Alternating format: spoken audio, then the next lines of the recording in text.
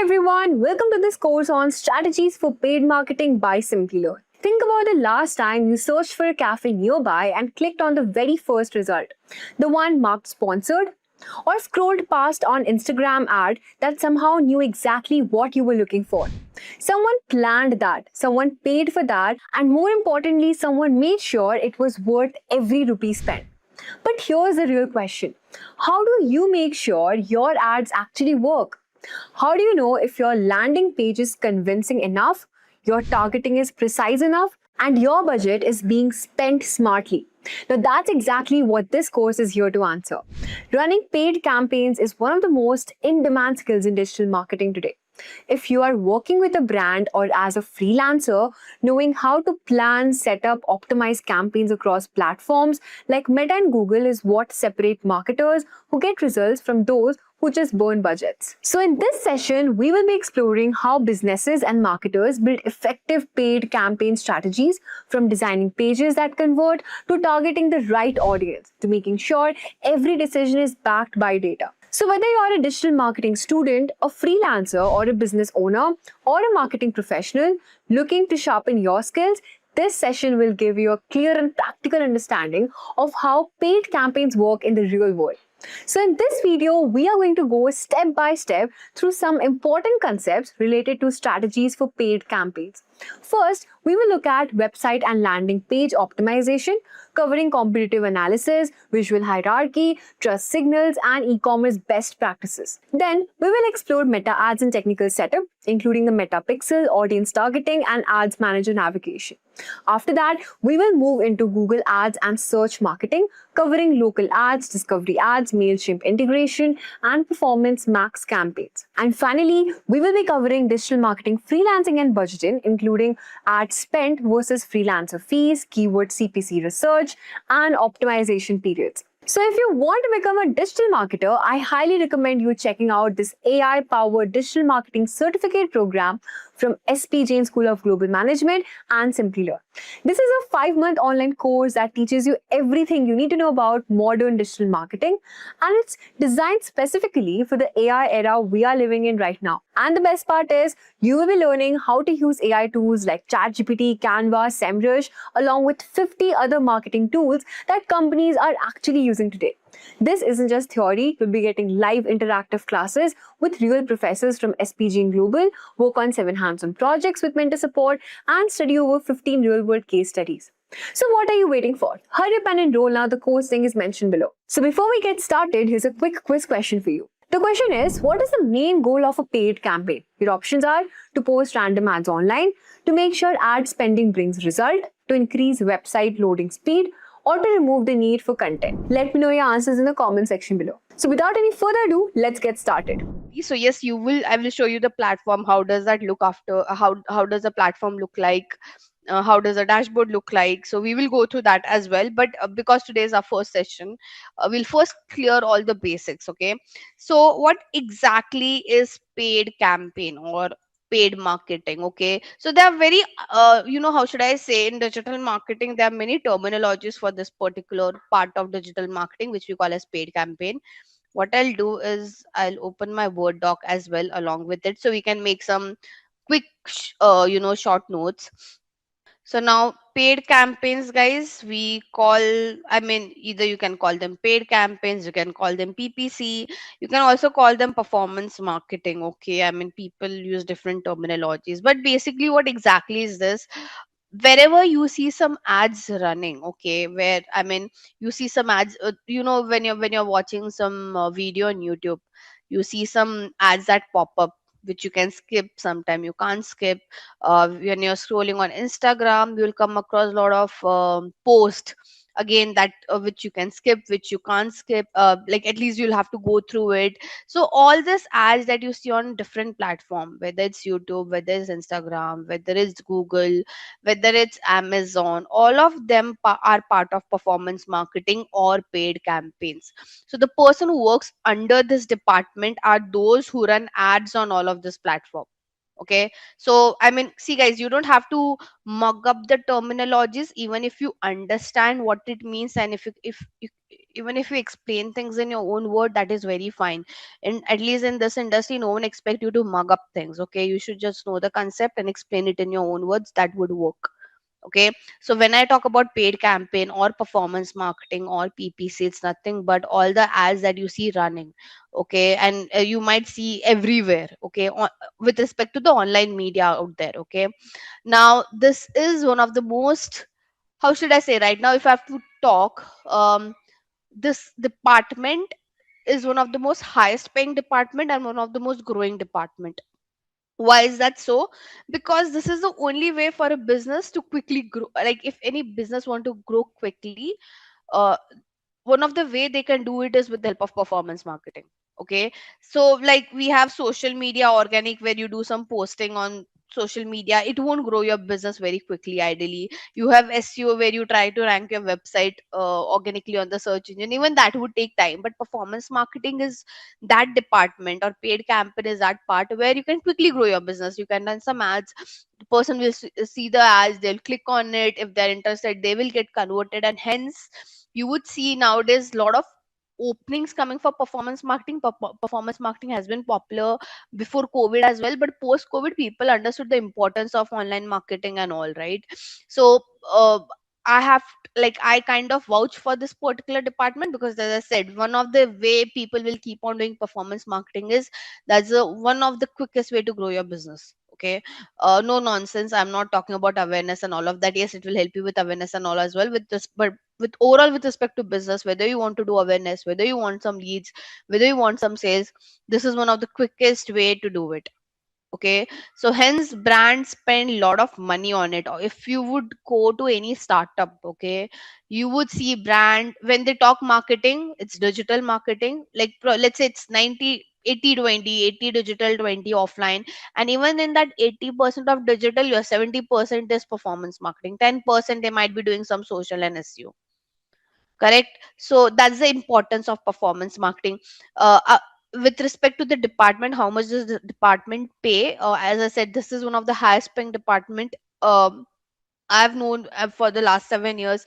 If you're working with SEO department, if you're working with social media, I still think this department pays you really great, because, as I said, you are growing their business, right? So the client are happy to pay those people who are providing this kind of services. I know many people who do performance marketing on revenue sharing basis. Revenue sharing basis is like, let's say you guys approach me that, ma'am, we want to run performance marketing for our business. So I would say, yes, I'll help you with the service. You don't give me any exact charges, you give me based on how much product I'm able to sell out for you guys. So for each product I might take some revenue share.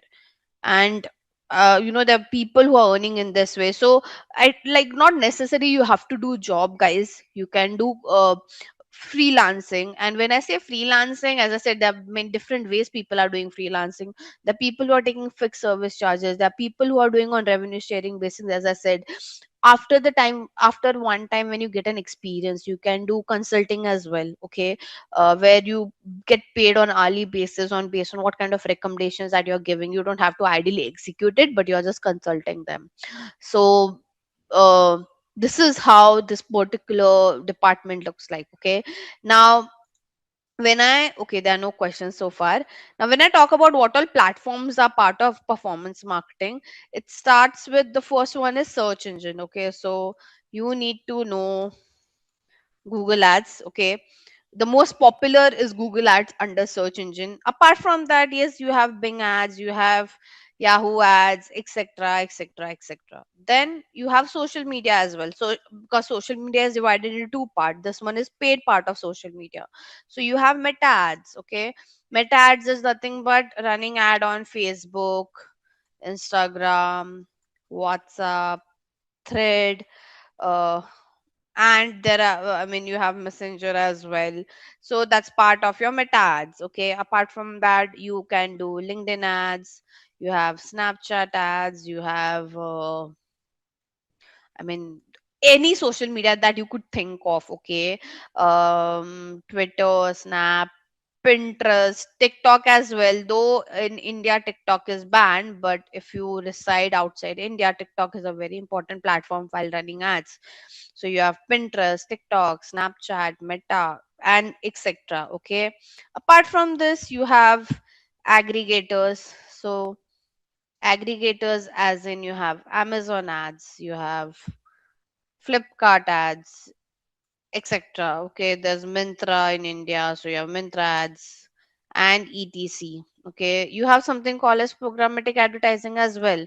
Now, programmatic advertising is, sometimes people consider that under performance marketing. If you're working with a bigger brand, they have a different department altogether for performance marketing, but it is more up for premium brands, okay, to show ads on premium inventories. Okay, this is not for a small business. Okay, I'll talk about this in detail later on, but then there are platform for this as well. So, right. And again, it keeps on coming, guys. You can run ads on, let's say you can do nowadays affiliate marketing is also part of performance marketing. So, like, this would keep on extending. Okay, you can show ads on, let's say, all this UPI apps like your GPay, all the ads that you see showing up on UPI apps like GPay, Credit, Paytm, etc.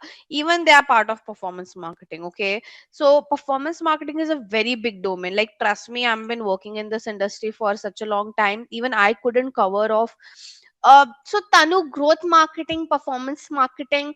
In growth marketing, overall digital marketing that you do, it's more with respect to generating the with respect to growing business. Okay, so you would do performance marketing and growth marketing as well, but you'll do SEO, you'll do social media as well, but more with respect to the ROI perspective. Okay, and again, it has some more analytical part as well, so let's not divert over there as of for now.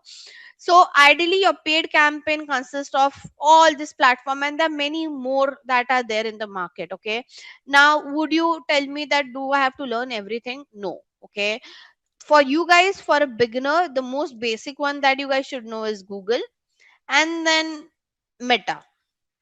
Okay, so ideally, if you know Google, it's very easy for you to learn other search engine.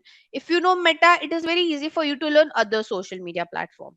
Okay, so ideally, I mean, I've been in the industry for the while, but there's still some platform that I didn't got opportunity to explore.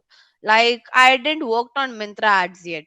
Okay, and that's very okay, because again, platforms keep on coming. Now, by the way, you have Apple ads, you have Samsung ads as well. So this will keep on coming. Okay, but if your basics are clear, you can work on any platform.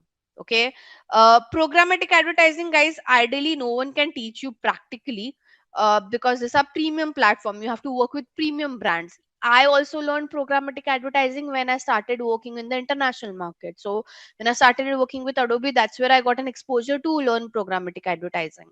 So again, this one is growing a lot, because how should I say, if anyone who is planning to, who want to create their um, career in digital marketing, I kind of vouch a lot for this particular segment, because there's a lot of demand but there's less supply of it. Okay, a lot of demand, but why less supply? Because one, people are not aware. Two, as I said, it's, you can't learn it. Like, yes, you have YouTube where you might some get some content, but practically you can't learn it, because to get access to this platform, you have to work with premium brands, right? So how should I say, there's a lot of demand of this particular department, but I see less supply, less quality supply. Again, let to be more precise out there, right? So now you have a clear picture what exactly is paid campaigns. Now, paid campaigns are run on all this kind of platform. We'll be majorly focusing on Google and Meta, as I said, because it's not I mean, even it's not, if you have to learn all of the platform, I don't know how many sessions you would need. Okay, so you should just, because you guys are beginner, you should just know the basic level platforms. And yeah, rest, again, see, digital marketing, and especially this particular field, is like, you have to keep on upskilling every year. As I told you when I started, every year I have to give my exam of Google, Meta, and all this platform, because this platforms keeps on changing. So what I learned, so even I did my digital marketing program, very, I mean, it's been years now, But what I learned at that time and what I'm doing right now is not exactly the same. I had to upskill every year because the platforms keeps on changing. If the platform keeps on changing, you have to give exams every year. So how should I say? Every year you might have to give it. You might not, if you're working with a bigger brand, for sure you'll have to give the exams. Okay, I hope it makes sense, everyone. So you have to constantly keep yourself upskilling in it. uh, you would just learn the basics from us, and then rest it's up to you guys, that you have to keep on going, you have to keep on upskilling. I'll help you out, I'll help you guys out with some platform as well, where you can go and do some self learning. Okay, so I think we can now get started with the main picture of uh, paid campaigns. Okay, let's go back to our PPT. So we will keep on switching between our Word doc, between our PPT, and then I'll take you to the platform as well. Okay. Okay. So guys, let's go with the main part. So I think I've already explained you what is paid campaigns. Okay. Now why people do paid campaign, I have explained this to you in a very simple term. It's all about growing your business, doubling the ROI for the brands that you're working with, selling out their product as soon as possible, trying to reaching out to a larger group of audience. You can do remarketing as well in paid campaign, which is the best thing. Okay, remarketing, I believe you would have experienced this. So there are times when you're scrolling on Amazon, okay, let's say, and you added some product to the cart, but you didn't end up buying it. Now wherever you would go, let's say you're reading an article, you will see the same products which are being shown to, that you added to the cart. Or let's say you're scrolling on Instagram, it will show you the same product that you just added to the cart but you didn't purchase. Now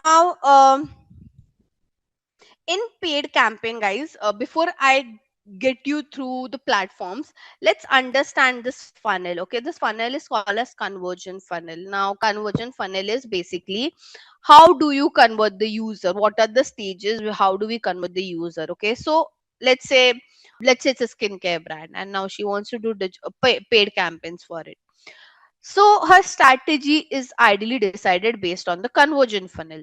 So what this conversion funnel indicates is that, obviously you're a new brand, so ideally you can't push those people to buy your product. You'll have to start with awareness. Awareness is, you have to reach out to as many people as possible. Okay, then once you reach out to as many people as possible, out of those people, some of them might have little bit of interest in your brand. Later on they will consider your brand, consider as in, like, let's say, have, like, out of 5 option, one of the option for them to buy the skincare product would be from your brand, and lastly they buy your product. Okay, so when we do whenever we run paid campaign, we follow this strategy.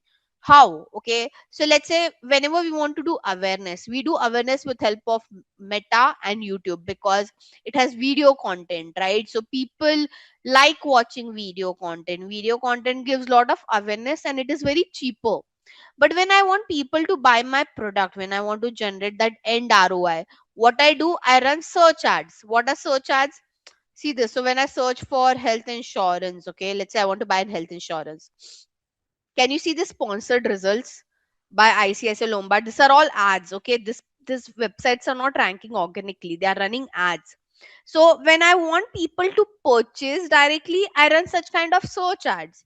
So hence, understanding this conversion funnel is very important, because, as I said, there are so many platforms where you can run ad. You have to find out which platforms will set well at which stage of funnel.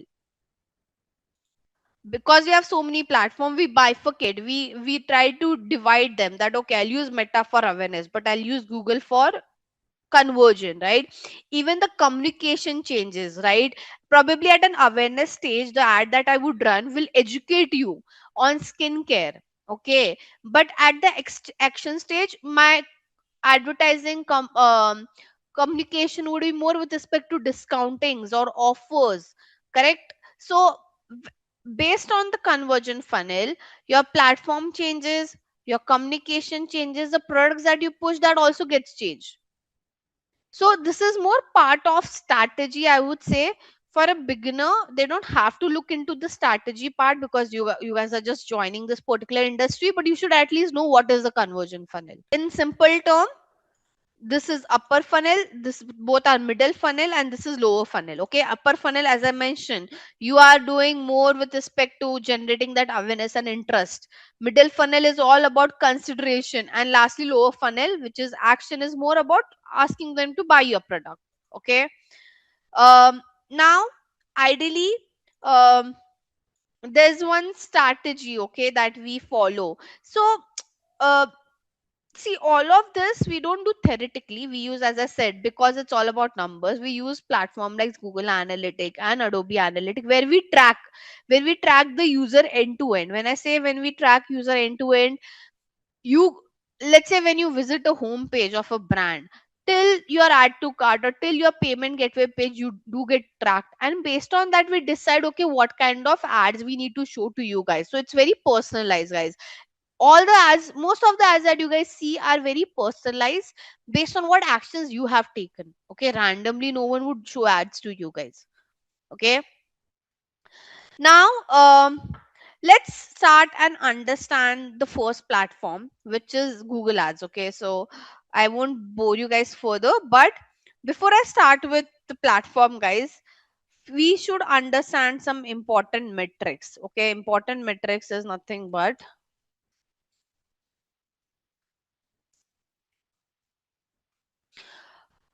how should I say, what would you measure? Okay, we have discussed, we run ads, all of that, but the basic, the core of paid campaign is metrics. Basically, what are you measuring and what do we call them? Okay, so there are different kind of metrics out there, and I would discuss this in an Excel sheet where we'll take a hypothetical example. Okay, guys, if you don't understand anything, feel free to stop me there and there itself.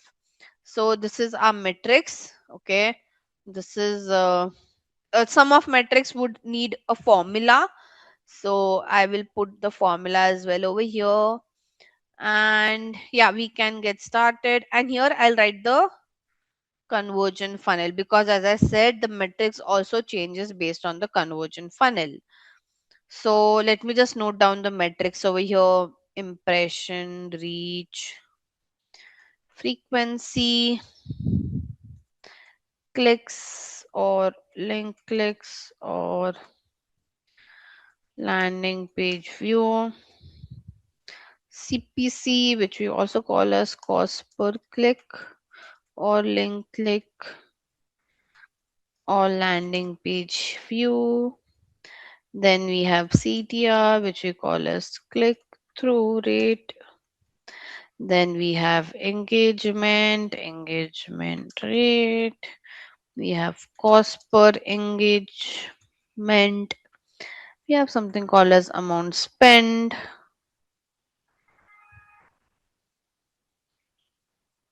So these are important metrics that you guys should know. Okay. There's also something called as, wait,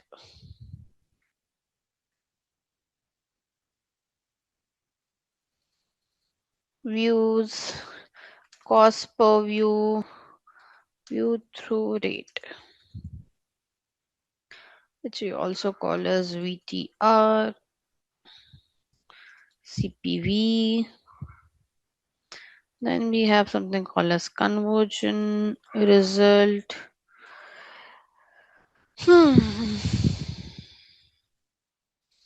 Cost per conversion or cost per sale, sorry, result. And then we have conversion rate or result rate, or then we have revenue.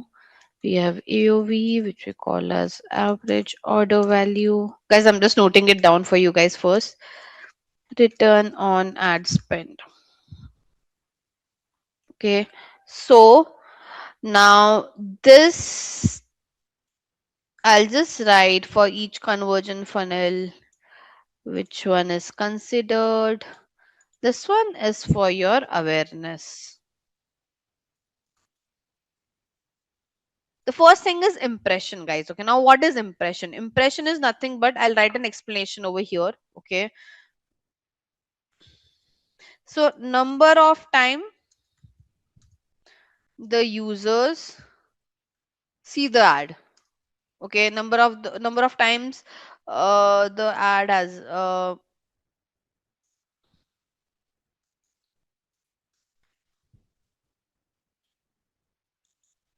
Okay, so number of time the ad appears in front of the users. Okay, basically right now all these brands have got one impression because I'm seeing their ad: ICICI Lombard, HDFC Ergo, Care Insurance. Okay, if I scroll down there are some more ads: Axis, ACO.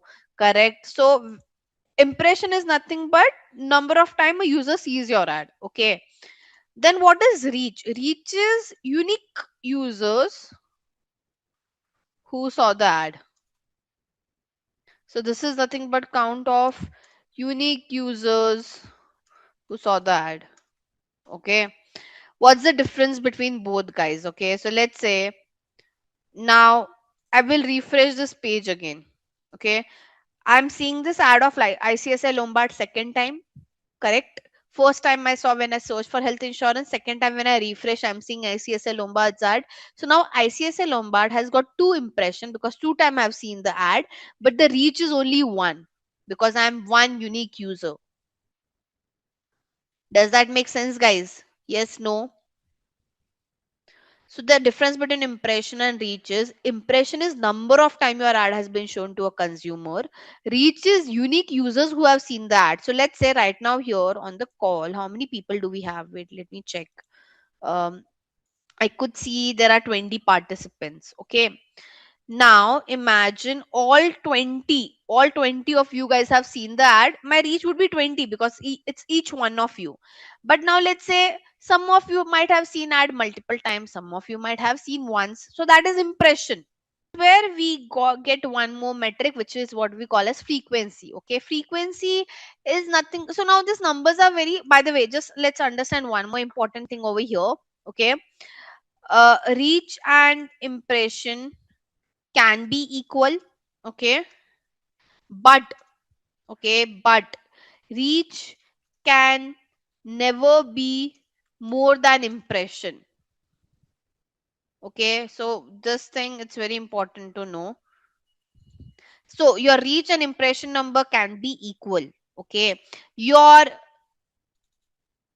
I'll write three conditions over here. Your impression can be greater than reach because, as I said, like my, if the impression is 10 and reaches 1, that means one person has seen ad 10 times. Okay, but it can't be it can't be vice versa. Your reach can never be more than impressions.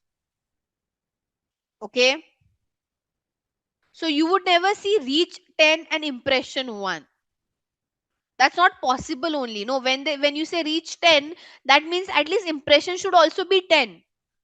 So anytime when you're running ads and you see such kind of data, that means there's some wrong tracking happening on your website. So usually we see such kind of misalignment when there's some problem with the tracking. Okay, but as I said, your reach and impression number can be equal. Your impression can be greater than reach, as I said, because one user can see ad multiple time, but it can't be vice versa, that your reach is higher than impression. Okay, now this number, this frequency is nothing but, guys, so let's say I write some random number over here. Okay,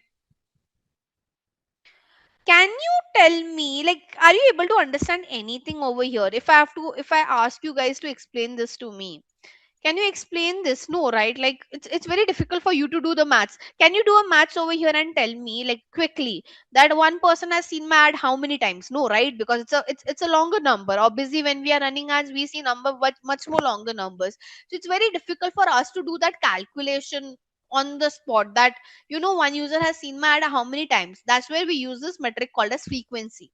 Okay, so with frequency you can calculate each user has seen your ad how many times.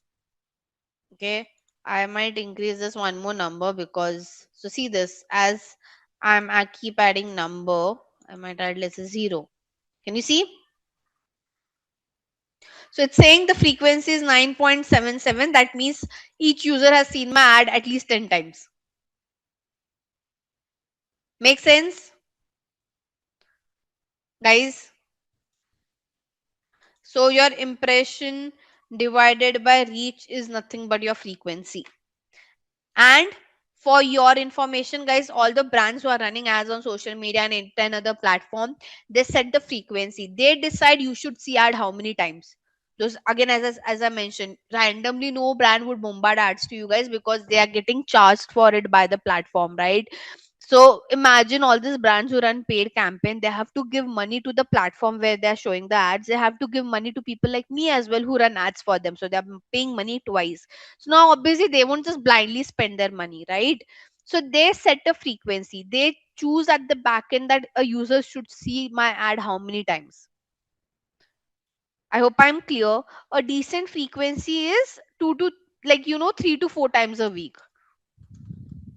This is a decent frequency. Obviously, you have to go aggressive. You have some sale coming up, which will end in one day sale, end of season sale, whatever, Black Friday. That time will go more aggressive. And you might say, okay, in a day, I want to show my ad 3 to 4 times. But for a normal day, showing ad 3 to 4 times a week is fine. So first I'll cover the awareness part. Now what is views? Okay, views is related to your YouTube. Okay, so this numbers, view, cost per view, view through rate is for your YouTube. Okay, where you're watching that video. Okay, so basically number of time the user watched the video. It's called as views. Okay, cost per view is basically how much the brand has to pay for each view. Okay, so again I'll write some random numbers over here. Let's say we have got 1,000 views. Okay, so cost per view is a metric where you can understand how much you have paid for each view. Okay, not fun fact, but one fact for you guys. um it's very dirt cheap to run a video campaign on YouTube because the cost per view is very less. If I have to tell you, the cost per view on YouTube is somewhere around 0.5 paisa to 1 rupee max. INR I'm talking about. Okay, obviously even if you run for other market, the value would be very low. Now I mean it's easier to count to find out cost per view and all, so I'll just write the formula over here. To find out your cost per view, you take your amount spent and divide it by total views. Okay, so let's say I'll write a random number. I'll write 10,000 over here. Let me give a currency sign to this. Okay, now, how do you calculate cost per view? You take your amount spent divided by your views. That is your cost per view. Okay, don't consider this to be like, how should I say? These are some hypothetical numbers that I've just added for your calculation part. Okay, these are not real numbers. This is just like for the example. I'm just randomly putting some numbers over here. Okay, but that's how we calculate our cost per view. Okay, now guys, one more thing. Uh, cheaper the cost per view, better is your campaign performance. So obviously you will aim to get as much cheaper cost per view as possible, right? The cheaper the CPV, the better. Like how should I say? As much as your CPV is lesser, that is better for your campaign, right? Because in that same amount you'll get more views. So you should always aim to get a lower CPC. Instead of saying cheaper, let me just say lower. Okay. Then you have something called as view through rate. Now what is view through rate? View through rate is to understand number of time my ad was shown to a consumer. Out of that, how many people have viewed that particular ad? Okay, now imagine I'm just showing again the same numbers to you guys. Let me just take something, a very different number. Okay, this one. Now we can see impression count, we can see view count. Imagine you have to explain this to your client that, sir, we have got I don't know, like 6 crore 38 lakh 38,222 impression. Out of that, we have got 65,421 views. Can that person understand anything, like whether it's a good number or a bad number? No, right? So hence we calculate with the help of this formula of view through rate. Okay, which is, how do we calculate it? You just have to take your views divided by your impression, and you have to do it to 100 because you calculate this in a percentage format. Okay, so we take our views divided by impression, and then you don't have to do into 100. You can just use a percentage sign. Now it is coming 0 because the decimal value is, you have to add the decimal. So my view through rate is around 0.10%. Okay, so higher the VTR, better is campaign performance. Okay, now right now it's very poor. If you see the number, 0.10% is like there's so many people who have seen the ad, but only lesser people have viewed that particular video. So your goal always should be to decrease your CPV and to increase your VTR. Now if I put one more number over here, my VTR would obviously increase. So that's what we have under awareness. Awareness, impression, reach, frequency, views, cost per view, view through rate. Okay. I've just wrote whatever important things you should know. If you want at the end, you guys can click a screenshot, or I can copy paste the content and put it in the chat as well. Okay. Don't worry. And you have the recording so you can go through it again. Now, let's go to consideration. Consideration is nothing but now the person knows your brand. Now they're at the stage of, let's say, I want to buy a face wash. Okay, so let's say, I was facing some issue with acne. I was doing a research that what is good for acne treatment, so and so. So that's when I was at an awareness stage. Now I have figured out what are the good, I have shortlisted 4 to 5 brands which are good for acne control. So that's what we call as consideration stage. Now in that consideration stage, the user is also considering your brand over there. Okay, now for consideration stage, guys, these are the metrics that we look after. It's better to color code so you guys can understand it in a better way. So what do I mean by click? Okay, click and link click. Like click is, even if you click anywhere on the ad, is called as click. So right now I'm seeing this ad by NCSC Lombard, right? Even if I click on this picture, it's called as click. If I click here, it is also called as click. Okay. So click doesn't assure you that the person visited your page. Okay. Now what is link click? Link click is you're clicking on link. Okay, like this is a link, this is a click. Okay. So if you click on any link, that is considered as link click. Okay, but again that doesn't assure that the user visited the page. Why? Because see this, I'll just click on it and I'll bounce back again, right? So does this guarantee that the person visited the page? No. It could be the person mistakenly clicked on that ad, or your website wasn't working. So click and link click ideally doesn't assure you that yes, the person visited the website. But landing page view, yes. What does landing page view would measure? That the person has clicked and now they have landed to the website, and at least they have spent like few seconds on the site. Observe one thing, that your clicks, your clicks is higher than link clicks, obviously, which is very obvious. And your link clicks are higher than, the count of link clicks is higher than link click landing page view. Okay, which is very obvious. There are many people who will click. Out of those, there are only some people who will do link click, and out of those, very less people will land on your site. Right?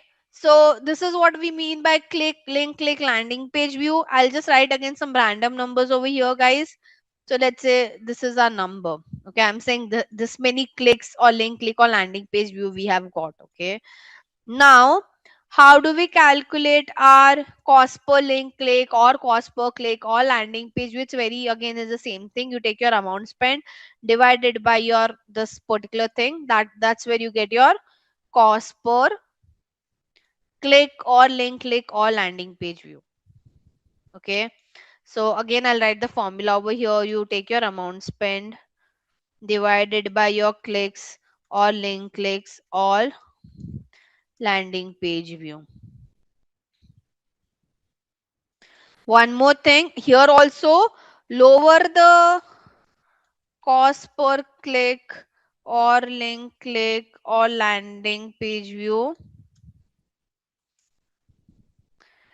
better is your campaign performance. Ideally, you should always aim to decrease this number, right?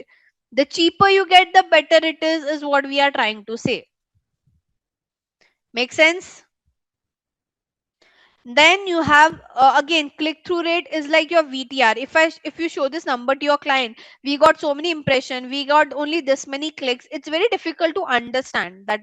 Good, obviously we can see the number is not that great, but when you convert into percentage, it's easier to understand for that person. Okay, and even when we present, we don't show them impression and clicks number, we just tell them what is my CTR in percentage format, so it's very easy for the other person to understand it. Okay, and again, how do you calculate it? You take your clicks divided by your impression and do it into 100.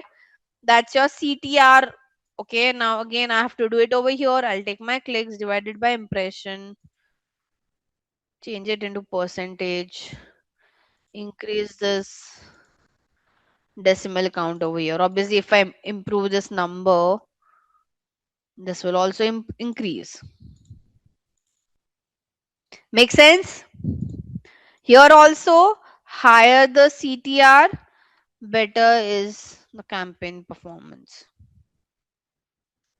So ideally, if I have to summarize, guys, your CTR and your VTR needs to be higher in percentage, whereas your CPC or CPV should be lower in the currency.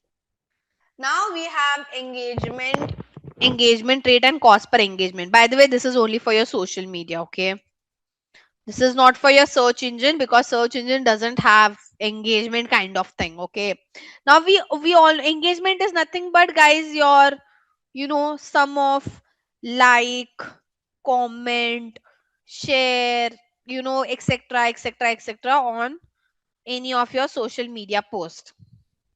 Okay, so that's what we call as engagement. Number of like, comment, share, anything, any activity you do on that particular post is called as engagement. Okay, again, engagement rate is the same concept. Number of time your post was shown to the consumer, and out of that, how many people have actually engaged with it. Like when you're scrolling, you see so many posts, right? So now in ad as well, when you're scrolling, you'll see so many ad, that is your impression. But what would be an engagement? When you like that particular post, or when you comment on that particular ad wala post, right? That is what we call as engagement rate.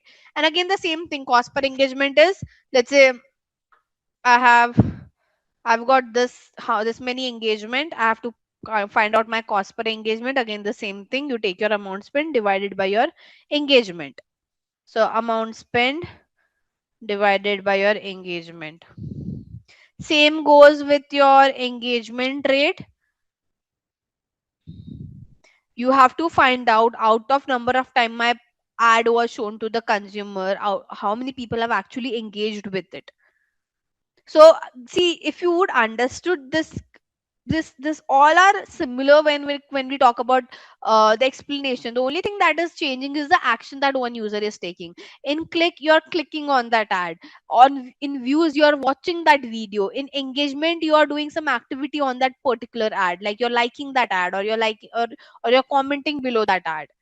So, but if you see, the calculation with respect to CTR or VTR or engagement rate is same. The concept is same.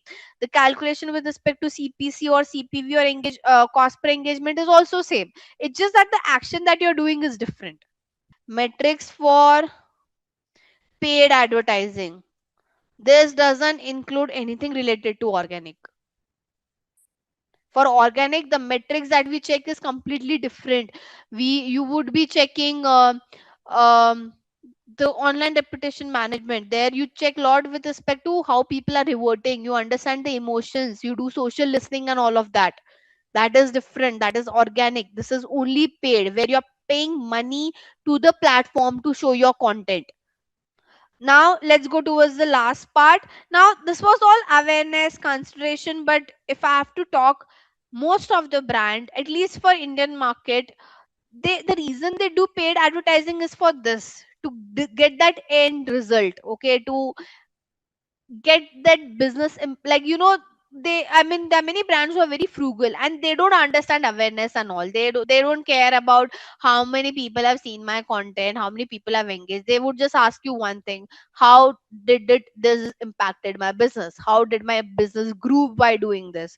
So most of the clients that you guys would meet would only focus on this particular part, because that's where you see business numbers. Okay, that's where you see how this is impacting your business. But Very important thing, guys. You have to do awareness, you have to do consideration. Why? Because if you only focus on the end result, okay, let's say you won't get audience pulls if you only focus on the consumer who already know your brand. So for you to increase your audience pool, the only way to do it is by doing some lot of branding campaign where you track some awareness and consideration. Okay, so I mean, it's very difficult for many brands to understand this, and they regret later if they don't do it. So there are many brands will tell you, guys, I don't care about what was my reach, what was my impression. You tell me how much business did you got on the table. Yes, you should discuss this, and it is an important part. But if you don't do this, how your audience pool would increase is a question, right? So there are many brands who will just tell you that, okay, let's just show my ad to those who already know my brand and keep pushing our other products to them. So let's do some cross selling and upselling to them. Okay, what is that comes to this particular this makes me let's discuss this, what is cross selling and upselling, because it's very important. Now cross selling and upselling is like, so I have bought a face wash from Jessica's brand. Okay, now what Jessica can do is she can do some cross selling where she would ask me to buy a moisturizer, buy a toner, buy a under eye cream.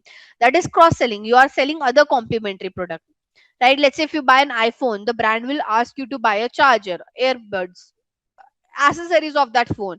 That is cross selling. Upselling is you are selling a more premium version of the existing product. Let's say if you buy an iPhone 16, the brand would ask you or push you to buy iPhone 17 Pro Max or whatever it is. Okay, so there are many brands who will just tell you, let's just show ad to those who already know our business, because it's very easy for us to convert them and ask them to do, let's do some cross selling and upselling and grow our business, grow our revenue. Yes, that would work. But then how your business would in actual grow? No, it won't grow if you're not increasing your audience pool. And to increase your audience pool, you have to do awareness campaign, you have to do consideration campaign.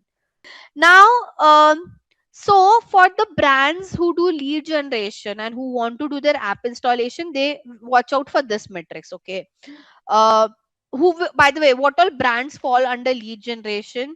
So all the brands who are selling a high um AOV product. AOV is average order value. Okay, if they are selling high AOV product or services, they usually do lead generation, because it's difficult for the consumer to, I mean, I'm not saying that consumers are not buying high AOV products online, they are. But when I say high AOV, I mean like real estate, or like automobile, or your insurance, or education. For all these brands, they do lead generation. When we say real estate brand is doing digital marketing, they do lead generation through it, right? Because would you go online and buy a flat, guys? No, right? Like, let's say a brand show you an ad that buy a flat online, and they ask you to do a 1 crore payment. Would you do that? No, right? If a brand, or if an automobile brand is running an ad, and they'll tell you, okay, do the payment right now and buy a car, would you do that? No, right? Let's say for an MBA program, it will just tell you, okay, go to the site, buy a 2 years program. Would you do that? No. So all these brands, they do lead generation with the help of paid advertising. When I say lead generation, they'll take you to the website, they'll ask you to, if you're interested, you have to share your details with them, and obviously they'll have the sales rep who'll call you, who'll talk to you for a very long period, who'll take a lot of follow up, and then if you're interested, you'll get converted. So all these brands, like industry like real estate, BFSI, healthcare, automobile, B2B, they all do lead generation in digital marketing, or specifically in paid campaign. Make sense, guys? I hope you understood the concept. Why lead generation? Because none of you would go online and buy a flat. Like, you won't do that 1 crore transaction, right? Like, by just seeing some pictures and like, oh, I like a flat, and I'll book it online and I'll do the payment. Would you do that? No, right? Example of this, see, this health insurance person, they're doing that only. When I clicked on the ad, is it asking me to buy the insurance now? No, it's asking me just for my details. So when I fill this detail, this people will call me and they'll guide me on what are different kind of insurance do they have, which one suits for my budget, etc, etc, etc. Same like right now I reside in Pune. So let's say if I'm searching, I want to buy a 2 BHK flat in my city, I'll search for it. Can you see Godrej property, Godrej brand is running an ad, a search ad. If I click on it, it will ask me, can you see inquire now? And here I have to give my details. They will call me, the sales rep would call me, they'll do some offline schedule, and then I'll convert. But so all these people who call you, all those brands who call you, guys, the leads that they get is from paid campaign. So that's what we have. I mean, so all the brands who are doing lead generation, they look after the stream metrics, even app install. Now it's very obvious the brands who have an app, they can only do app install campaign. Okay, not every other brand can do an app install campaign. But what exact? So hence I've mentioned over here result slash lead slash sale. Right. So when I say conversion or result, it is very different from brand to brand.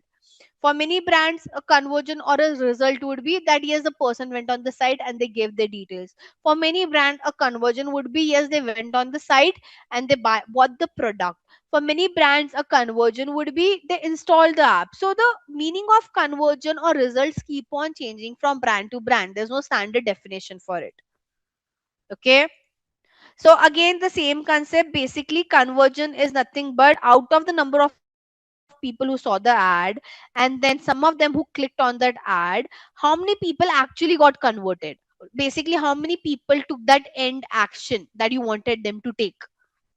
Okay, so how many user took the end final action that you wanted to that you wanted them to take on your site?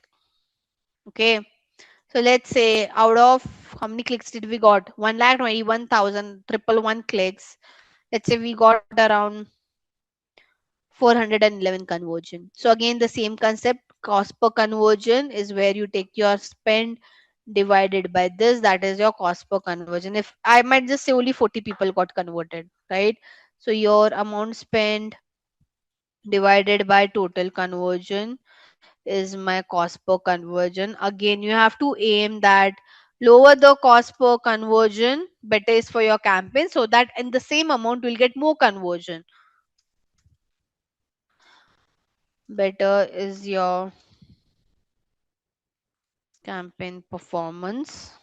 Okay, then same conversion rate, it's for this is now to understand out of the number of people who clicked on my ad and landed to the my site, how many people, how many percentage of people ideally got converted. Okay, so again, how do you calculate this? You take your conversion divided by your clicks now, and then you have to do into 100. So I won't do into 100, I'll just do it in, so 0.03% only people got converted.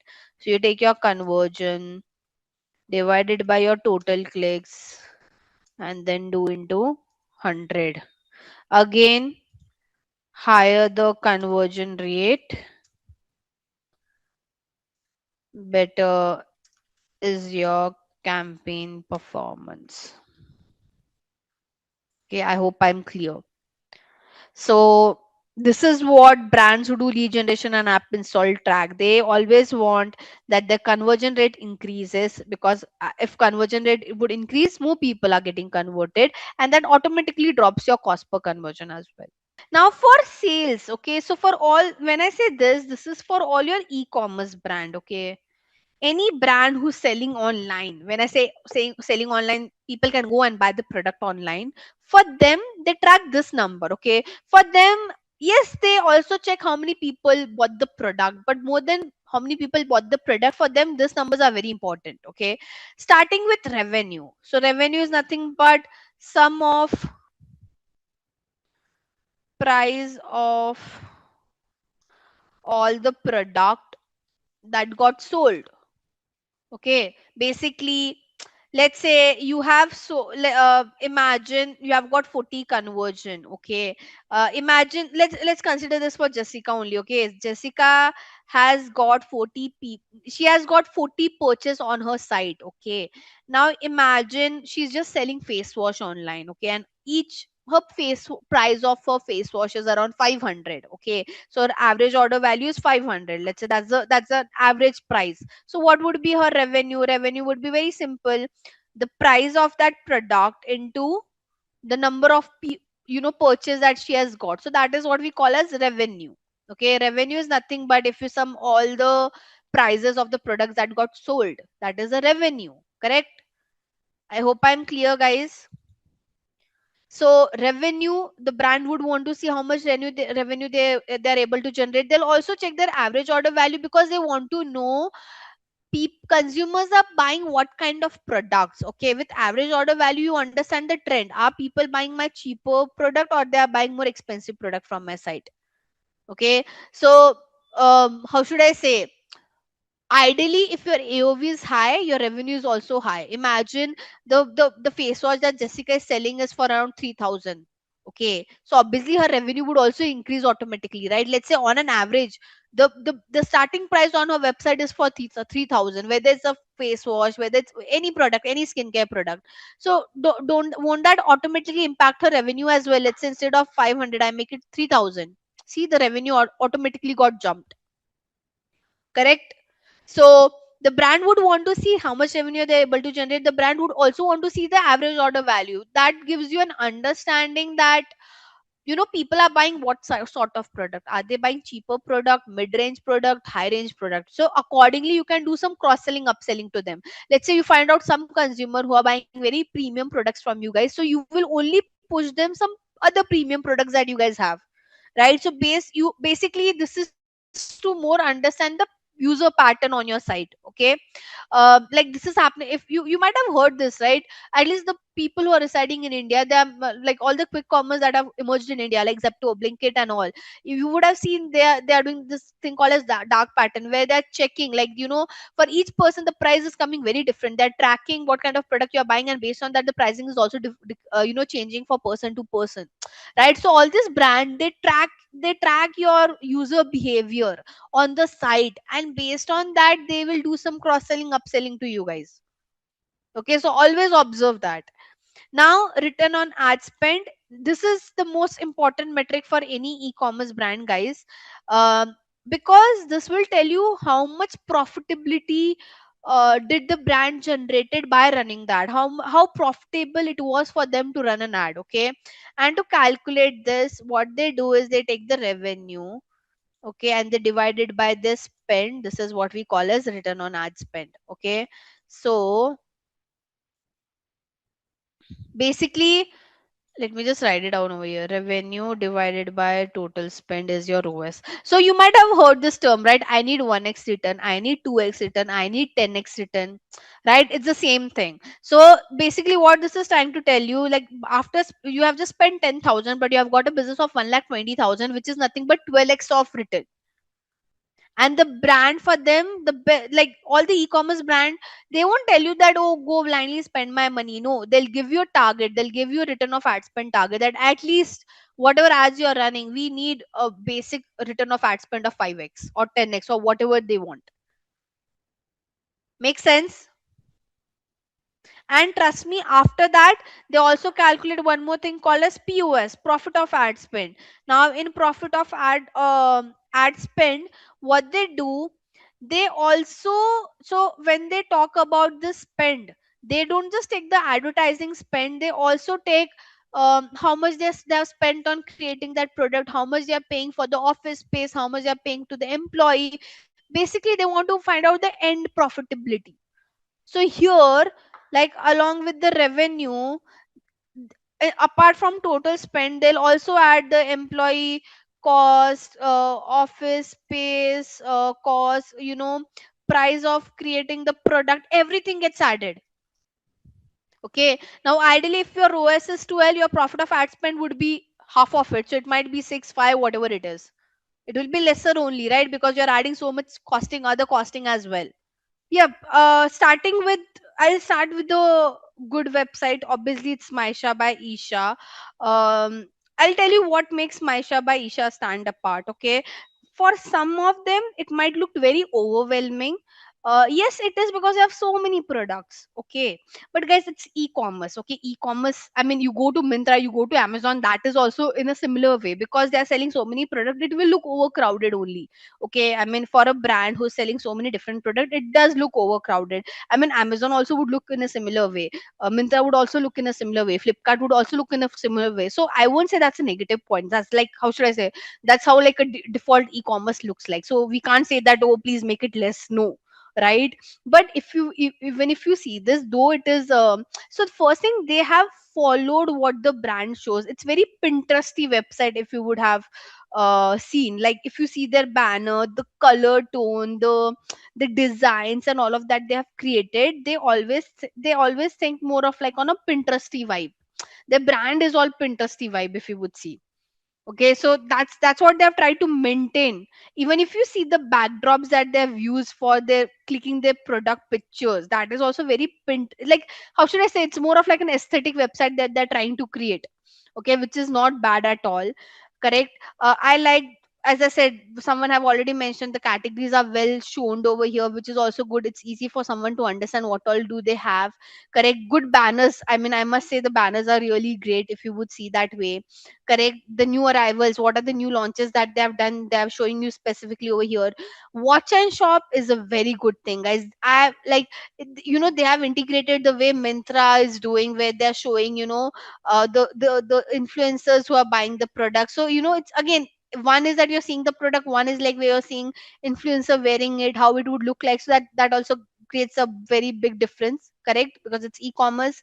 Again, what that brand is all about, they have mentioned to they have thought to mention about it as well, like what do they stand for. Okay, they're handcrafted, handmade, local artisan. Nowadays people are very like, they are showing the video how the local artisans are working, so that's very important for them, right? Again, spotted, very important. Nowadays people buy what influencers buy, so they have make sure all the big celebrities in India who have bought from them, they are showing their pictures over here. Okay, that's what I liked. Then obviously what the customers are trying to say. Last but not the least, whatever the other USPs are, top notch support, secure payment, they have a chatbot, which ideally all the e-commerce should have. So a good landing page, I would say.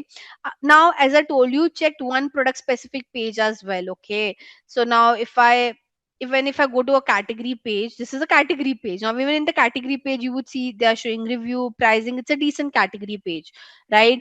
Now, if I go to a product specific page, one very good thing, this thing, no one who have mentioned about this. I'm not sure how many of you went, but they have added video on how this product would look on anyone who is using it.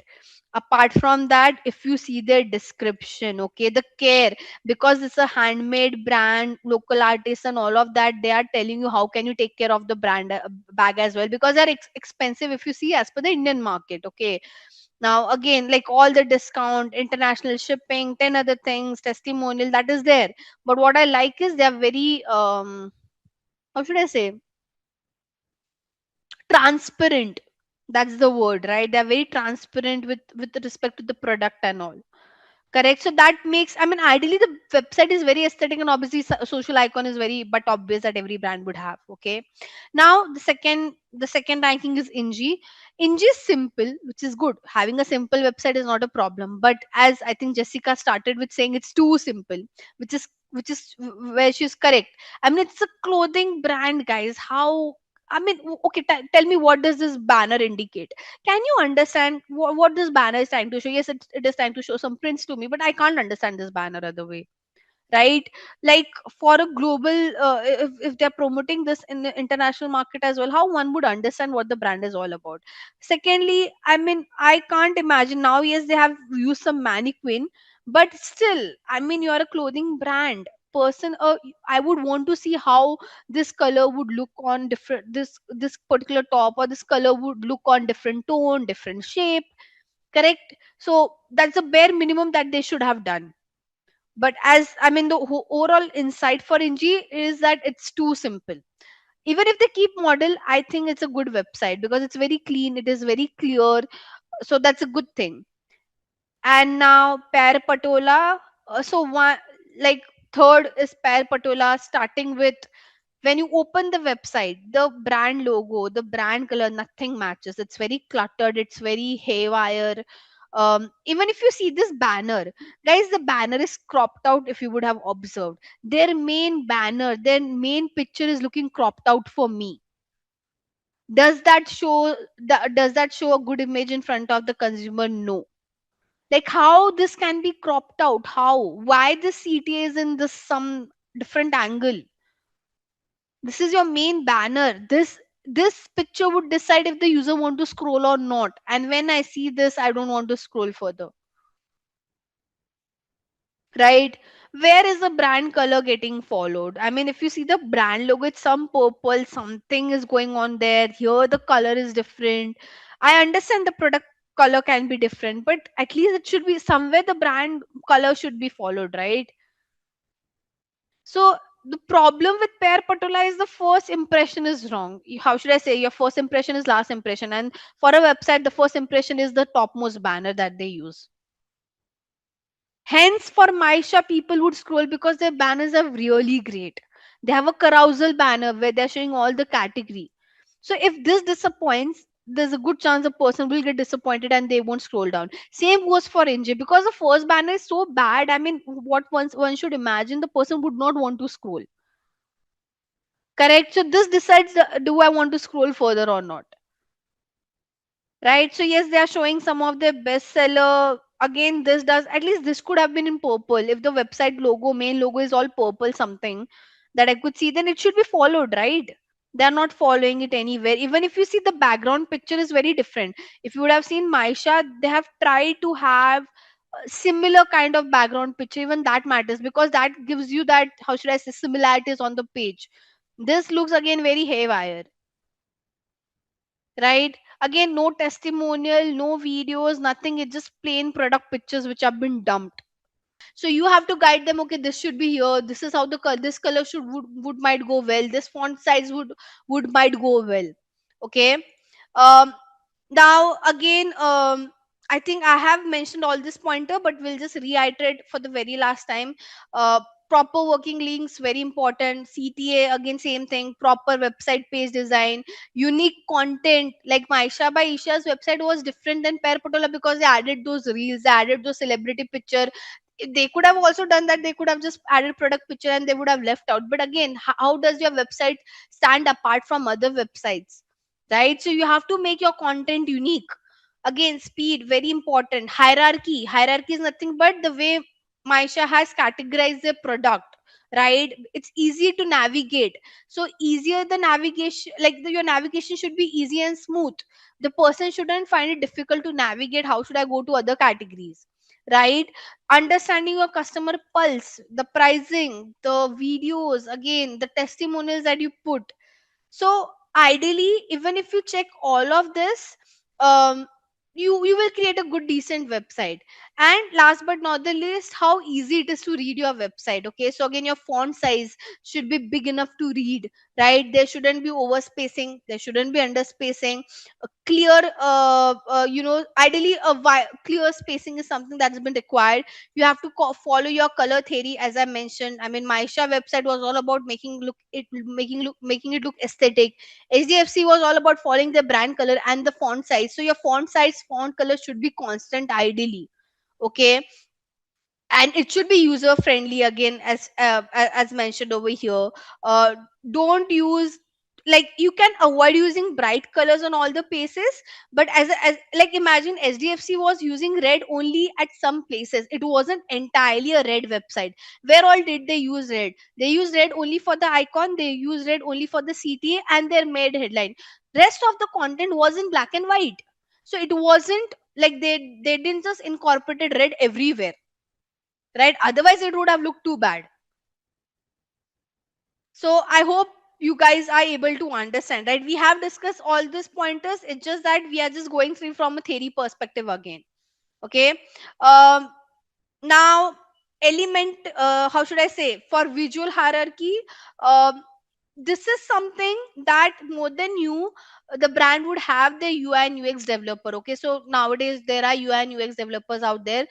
They usually look after all this, what are the color and contrast they should use, because they would have better aesthetic idea, to be very honest, how the layout should be, text size, where the media should go, ideally symmetry. So bigger brands, they have the UI and UX people out there who look after all of this. But again, if you're working with some smaller brand, you should have a basic idea. Like, again, this is more of with respect to your instinct, and also you should have some practical idea, that for example, you can't use as I said, like HDFC, imagine they would have put everything in red, it would have looked very bad. Hence they put a combination of red, black and white, right? Again, layout, it can't be in left side or right side, it's somewhere that thing should, which should be in middle. So you have to understand the layout and the placement, where you should put your picture, right? So all of these are basics of website that ideally your developer should know. I'm not saying your developer shouldn't know this, but as I said, you might work with some small brand and they wouldn't know about it. B2B, yeah, let's do one thing. So digital marketing agency is all about B2B. So let me search for digital marketing services. Okay. Now we can just open. I don't know which is a good website. We can open this one, the first ad that I could see. So it's B2B, right? Someone is looking out for the services. I don't like the website much. I mean, it's directly taking me to a form. No information. I now see, I'll tell you what's the problem with this B2B website. Okay.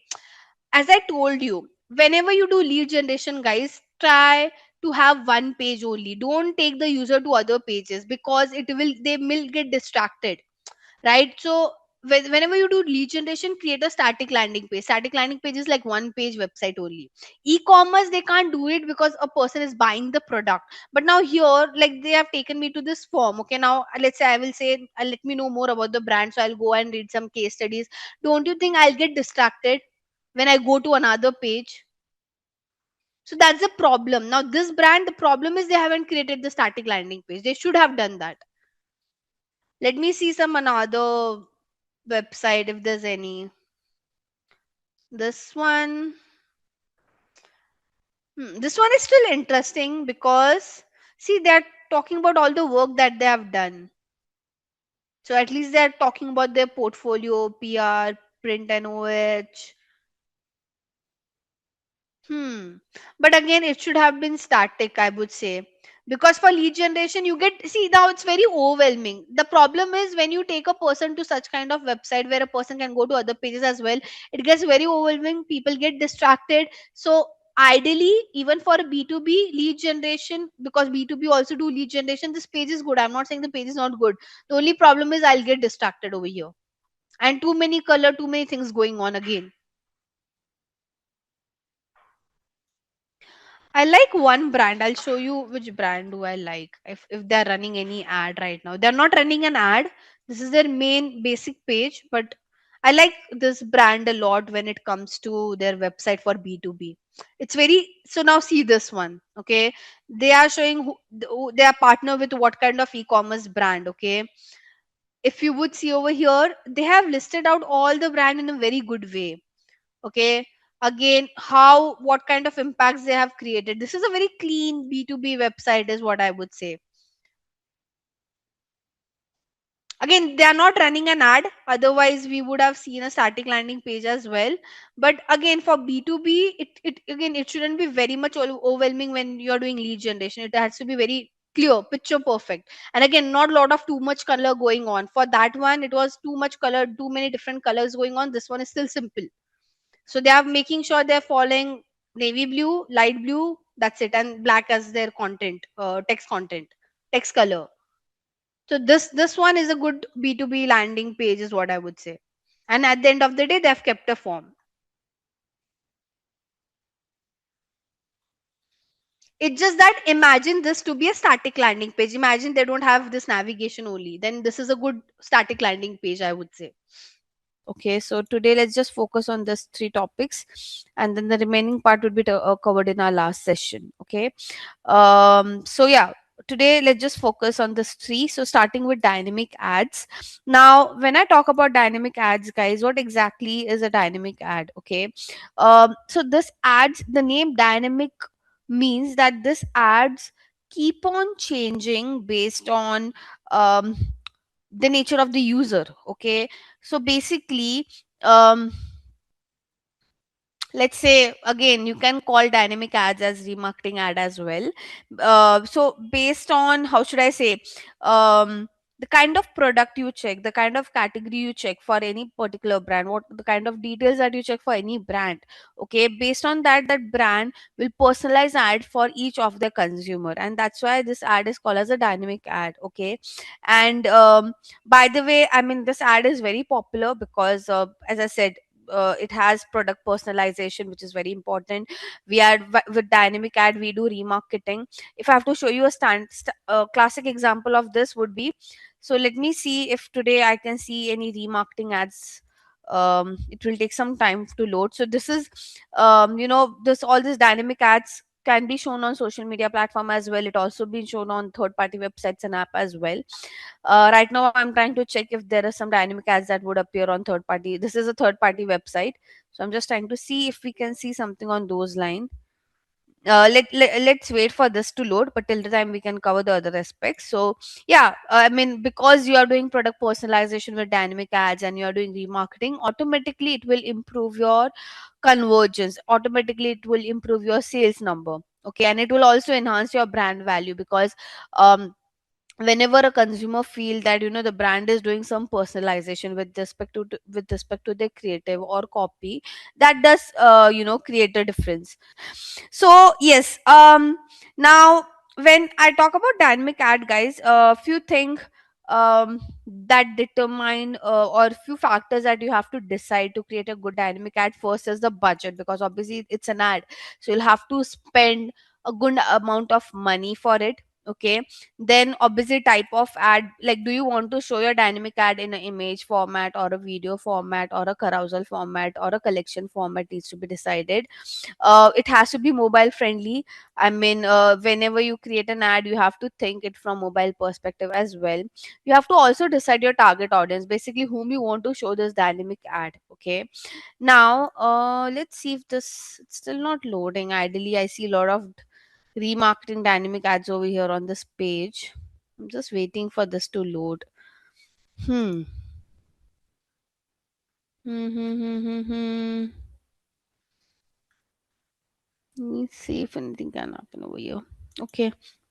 Anyways, now with dynamic ad, as I mentioned, the major thing that we do is we do remarketing or retargeting, where directly the advertiser would show ad to consumer who didn't convert. Okay. Now remarketing, as I mentioned, majorly when we think of remarketing, it is always showing ad to those who didn't convert, but there are brands who do remarketing to those audience also who are already converted, because again you want to do some upselling and cross selling to them. Right. Now how this dynamic ads, like, there are some specific requirement of creating this dynamic ads, and I'll take you through each one of them. So if you want to run this dynamic ads on social media platform like Meta, okay, or any of the Meta platform like your Instagram or Facebook, these three things are required. Okay. Without these three things, you can't run a dynamic ad. This is how your ads manager would look like. Okay. This is the backend where all the bigger brands, they create their campaign on this part. Okay. So by the way, in future, whenever you want to access ads manager, what you can do is you can just log into your Facebook account. Okay. You all would have a Facebook account, and in your Facebook account, towards this opposite side, I mean towards this corner, you would see this ads manager section, and this is where you can access the backend. Now this backend is nothing but, this is where all the big brands create their campaign. Right. So this is where we create the ads, and that's how you see those ads on when you're scrolling on Instagram. Okay. This is the tool where you can create ads that you want to show on Instagram, Facebook, WhatsApp, Thread. Okay. So all the platform which have been owned by Meta, and you want to show ads on those platform, you have to access this ads manager. Any one of you can access it. You just need a Facebook account. As I mentioned, whenever you log into your Facebook account, towards this corner, you'll see an option of ads manager. You just have to tap on it, and it will take you to a backend like this. Okay, I hope I'm clear. So this is what I mean by ads manager. Now, so you to run a dynamic ad, you need ad manager. Apart from this, guys, you need a very important thing called as Facebook Pixel and Facebook Software Development Kit. Now, Facebook Pixel is for website, and your Facebook Software Development Kit is for your app. Okay. Now, what exactly is this? This are codes which also this ads manager will give you some codes that you need to place on your website. Okay, now why you have to place this code on the website? Because imagine, guys, let's just only talk about Facebook right now. Ignore other platform. Okay, imagine, we'll take the example, launch her website, she has a brand now. She would be starting running ads on Instagram, right? So before she starts running ads on Instagram, she should place this Facebook pixel on her website. How she would do this? Okay, okay, this is your ads manager. You have to go to your events manager, okay, and that's where you get your Facebook pixel code. Okay, so the job of Jessica would be to go over here, get the code, and give it to the developer who created her website. Okay, so here she would say website. There's some glitch right now, guys. Yeah, so guys, you as you go to the event manager, it takes you to a page like this. Okay, and here, let me. So you will go to data set. Okay, and here it will give you an instruction that set up metapixel. Okay, so here you have to say see instruction, and can you see this copy base code? Okay, so you have to copy this. You have to copy this code. So Jessica will have to copy this code and put it into a notepad, because she has to send it across to the developer. Okay, and she has to paste it over here. This is what the metapixel code looks like. Okay, so this is your first code. Now, while Jessica would give this code to the developer, Jessica also have to give them the instruction of where this code needs to be placed. Otherwise, how would the developer would understand? So just below the code, they have given you the instruction as well. Okay, so ideally the code that I've copied right now, okay, this code is called as, either you can call this as a base code or page view code. Okay, this is what we call, this is the name of this particular code. Okay, and here they have given you an instruction, if you could read. So it says paste the metapixel code between the head start and head end. Now I'm not sure how many of you know the coding language, but at the back end of the coding there's something called as head start and head end, and you have to put the code between this head start and head end. Okay, and it needs to be added on all your website pages. Okay, because you want to track the entire user journey, right? So it's not that you'll just put it on one page. Every page of your website should have this code. This is just like one code. Okay, this is just like your base code or a page view code which goes on each and every website, every page of your website. But to track specific action that the user does on your website, let's say if the person is adding product to the cart, or they are doing checkout, or they are doing they are landing to the payment gateway page, there are separate codes for that. Okay, and where do we find that? So for at least for Meta, right now I'm just focusing on Meta, so I'm not talking about other platform. What you should do is, on Google you have something called as I'll give you this link, you guys can bookmark for your future help. So you have to go to this article which gives you standard event codes. Okay, standard event codes are nothing but if you want to track specific action that the user does on your site. Okay, I'll give the link over here in the chat, so you guys can please bookmark this for your future reference. Okay, now how the standard event code would work, can you see there's a table? So there's website action and there's the name of the they have given you the code link. Okay, so let's say if I want to track add to cart, this is the code I have to give to the developer. If I want to track add to which, this is how I have to give the code to the developer. But I can't give one line to the developer and ask them to place it. No, this is not how we do it. Okay, so just below this table, they have given you the instruction on how to give this particular code. Okay, for example, Jessica want to track how many people would do add to cart. Okay, how many people from the ad are going to the website and doing add to cart. So what Jessica will have to do, Jessica will have to copy this code. Okay, and on her main code, this is her main code, just below this line of page view, she has to say enter and she has to put this line, and this makes her code. Now this code is not her page view code, but this is her add to cart code. So below this table they have given you the instructions. See this particular part, can you see? So whatever things you want to track on your site, you just have to do one thing. You have to come to this site, refer to this table. Let's say now Jessica want to track how many people have bought the product. So she will copy this line, and instead of add to cart, she would put this across. Now here one thing she'll have to change is the currency. Like if she's doing some this website is made for India location, she'll have to keep it INR. If this is for US, she'll have to write USD. So currency is something that she'll have to tweak. I mean, you can't just blindly trust anyone, right? Like someone would just tell you, yeah, yeah, we have placed the code. You can start running your campaign. This is not how things would work. So she'll have to cross check if the codes are placed or not. Now, how Jessica would cross check, because she doesn't know anything about the website's backend, right? I mean, let's say she has no idea about how the website was created. So if she doesn't have idea of website creation, she can't even do cross checking by going towards the backend of the coding, right? So in that case, Jessica will have to install this Chrome extension called as Meta Pixel Helper. Okay, so this is a Chrome extension that she'll have to install. Here she has to say add to Chrome, add extension. Okay, so it's added over here.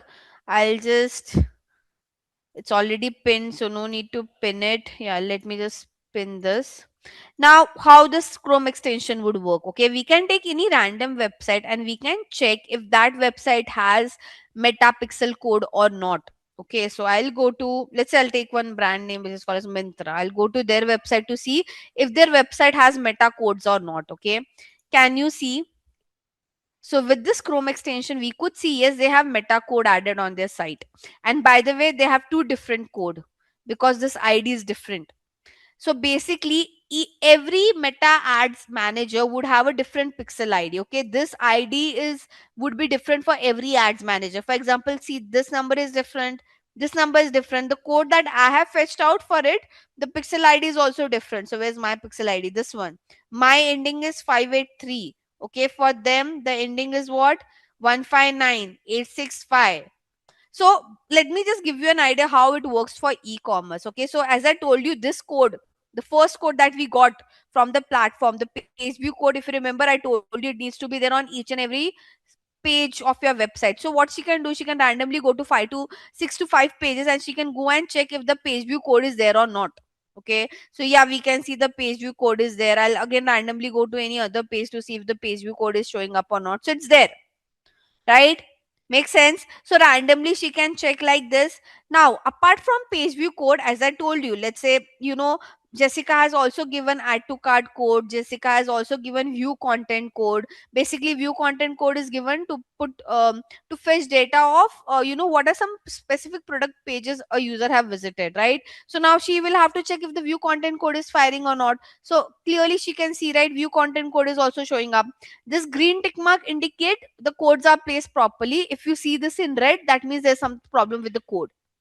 Okay, now what I'll do to check further if the add to cart code is there or not, what I'll do, I'll try to add one product to the cart and see. So I have sent add to cart. Can you see there's an add to cart code that got fired over here with all the detail of the product? So the price of the product, everything got fetched out over here. Can you see this? Similarly, when I'll try to do further process, like I want to now buy this product, I have to check if the code is firing for the payment page or not, if the code is firing at the checkout page or not, did the code fired at the thank you page or not. So this is a use case of this Chrome extension. It will help you to see, once the developer plays the code, is it getting firing, if is the code getting fired properly or not, and if the tracking is happening properly or not. Let's go to the next part. And then there's something called as product catalog. Now product catalog is, okay, basically again on your ads manager, guys. So this is my ads manager. There is something called as commerce manager. Okay, so we can't, like I told you, right, you will see only those products as an ad, basically those products which you guys have checked on. Let me see if it's still appearing or not. I mean, I'm not sure what's wrong with this website today. Usually it does show the content. I mean, it's still not loaded yet today, sadly. Anyways, coming back to my point, I'll keep this page the way it is for some time again. uh so try to understand, guys, that whatever products that you guys see when you're scrolling on Instagram, most of those products, as an ad that have been shown to you guys, are the products that you just checked recently. Okay, now those details are not fetched from your website, but those details are fetched from your commerce manager. Okay, Google have something called as merchant center. On Meta we have something called as commerce manager, and there, that's where what brand do. I'll just show you what usually brand tend to do with it. So this is the, sorry, commerce manager, and they create a catalog. Okay, so I've created some lot of dummy catalogs over here. I can create one for you guys as well if you would want. mm, so I'll create a new catalog to show you this. Okay, so here you can just say add an account, right? So you can say create a catalog, and you can mention what you are promoting. So if you're promoting some online product, you can choose that. If you're promoting some local product, you can choose that. Even for travel, property and auto, we can create a catalog. You have to give name of the catalog, like what would you call this catalog. So whatever your business name is, you can write that. Right now I'm just writing XYZ. Okay, this one is bit technical, guys. Even if you know, I am just showing you this to understand the context. Not, no one would expect you to create a catalog because it's too technical for a beginner to get into it. And then here, ideally what we do, we manually, either we can manually, so whatever products that we are selling on our website, all the product detail needs to be there on the catalog as well. Okay, so from this catalog, those customized dynamic ads are being shown to a consumer. It is not fetched from the website. Now either you can manually add the product detail if you have very less product, or you can connect your website to your Meta Ads Manager account. Okay, whatever you guys are comfortable with. Okay, and we can see again, you need, as I said, you won't be able to do it, you will have to take the help of your developer to work on this, right? So here, if you would see, if I go to product, I can manually add my product detail. Okay, so there's an option to manually add it or connect to my website. So let's say I will say I want to manually add it. See this. Okay, I have to give all this detail about my product. So I have to upload my product picture, I have to give the title of my product, its description, its URL, the pricing of the product, if there's any sale price, what category does it fit into, is it a new product, old product, is it available, what is the status, the name of the brand. Each and every detail of that product needs to be added over here. Let's go to the next part, right? So I think I've already discussed what is a product catalog, and I have already talked about all the details that the product catalog will have. You have to give all end to end detail about your product in your product catalog. Okay, now I think we have discussed Facebook Pixel and Facebook SDK as well. It's just that I've shown all of this practically instead of going through PPT. Now, once you do this, okay, once you do this entire thing, like once you put the code on your website, you create your catalog as well, you have created your product catalog as well, the last thing, the last final thing that you do is create your campaign, okay, on your ads manager account. I'll show you how does the campaign creation looks like. Okay, so I'll show you how does this look like on the platform. So we'll go back to our ads manager. I'll close all of this link because it's not required. Okay, so what we'll do, I'll create a dummy campaign, guys. Once you do all the process, so ideally, whenever, let's say, the whole point is, guys, imagine Jessica want to run a campaign on Instagram. She'll have to first place the code on the website, she'll have to make her catalog ready, and after that only she can sit and work on creating her campaign. Okay, so first would be setting up the pixel, then creating the catalog, and then coming and creating the ad campaign. Okay, now to create the campaign, this is a dashboard that we use. Here she has to tap on create. Okay, I'll just show you the important pointers of campaign creation, guys. We won't go much in depth because it will be otherwise again too overwhelming for all of you. So here, Jessica will have to choose what's her objective behind running this ad. Okay, what she wants by after with respect to running this ad. Does she want some awareness, or she wants some traffic, or she wants some engagement, or she want to generate lead, or she want to do some app promotion, or she want to sell her product. Okay, basically the platform is asking you what is your goal behind running this campaign. Okay, and you have to select the right goal.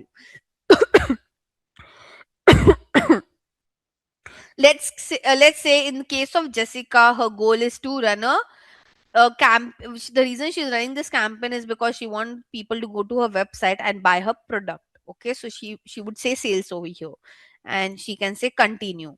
Okay, now here she'll have to write her campaign name. Okay, so when I talk about writing a campaign name, guys, it won't impact your performance, but imagine your Meta Ads Manager account will have lot of campaigns running.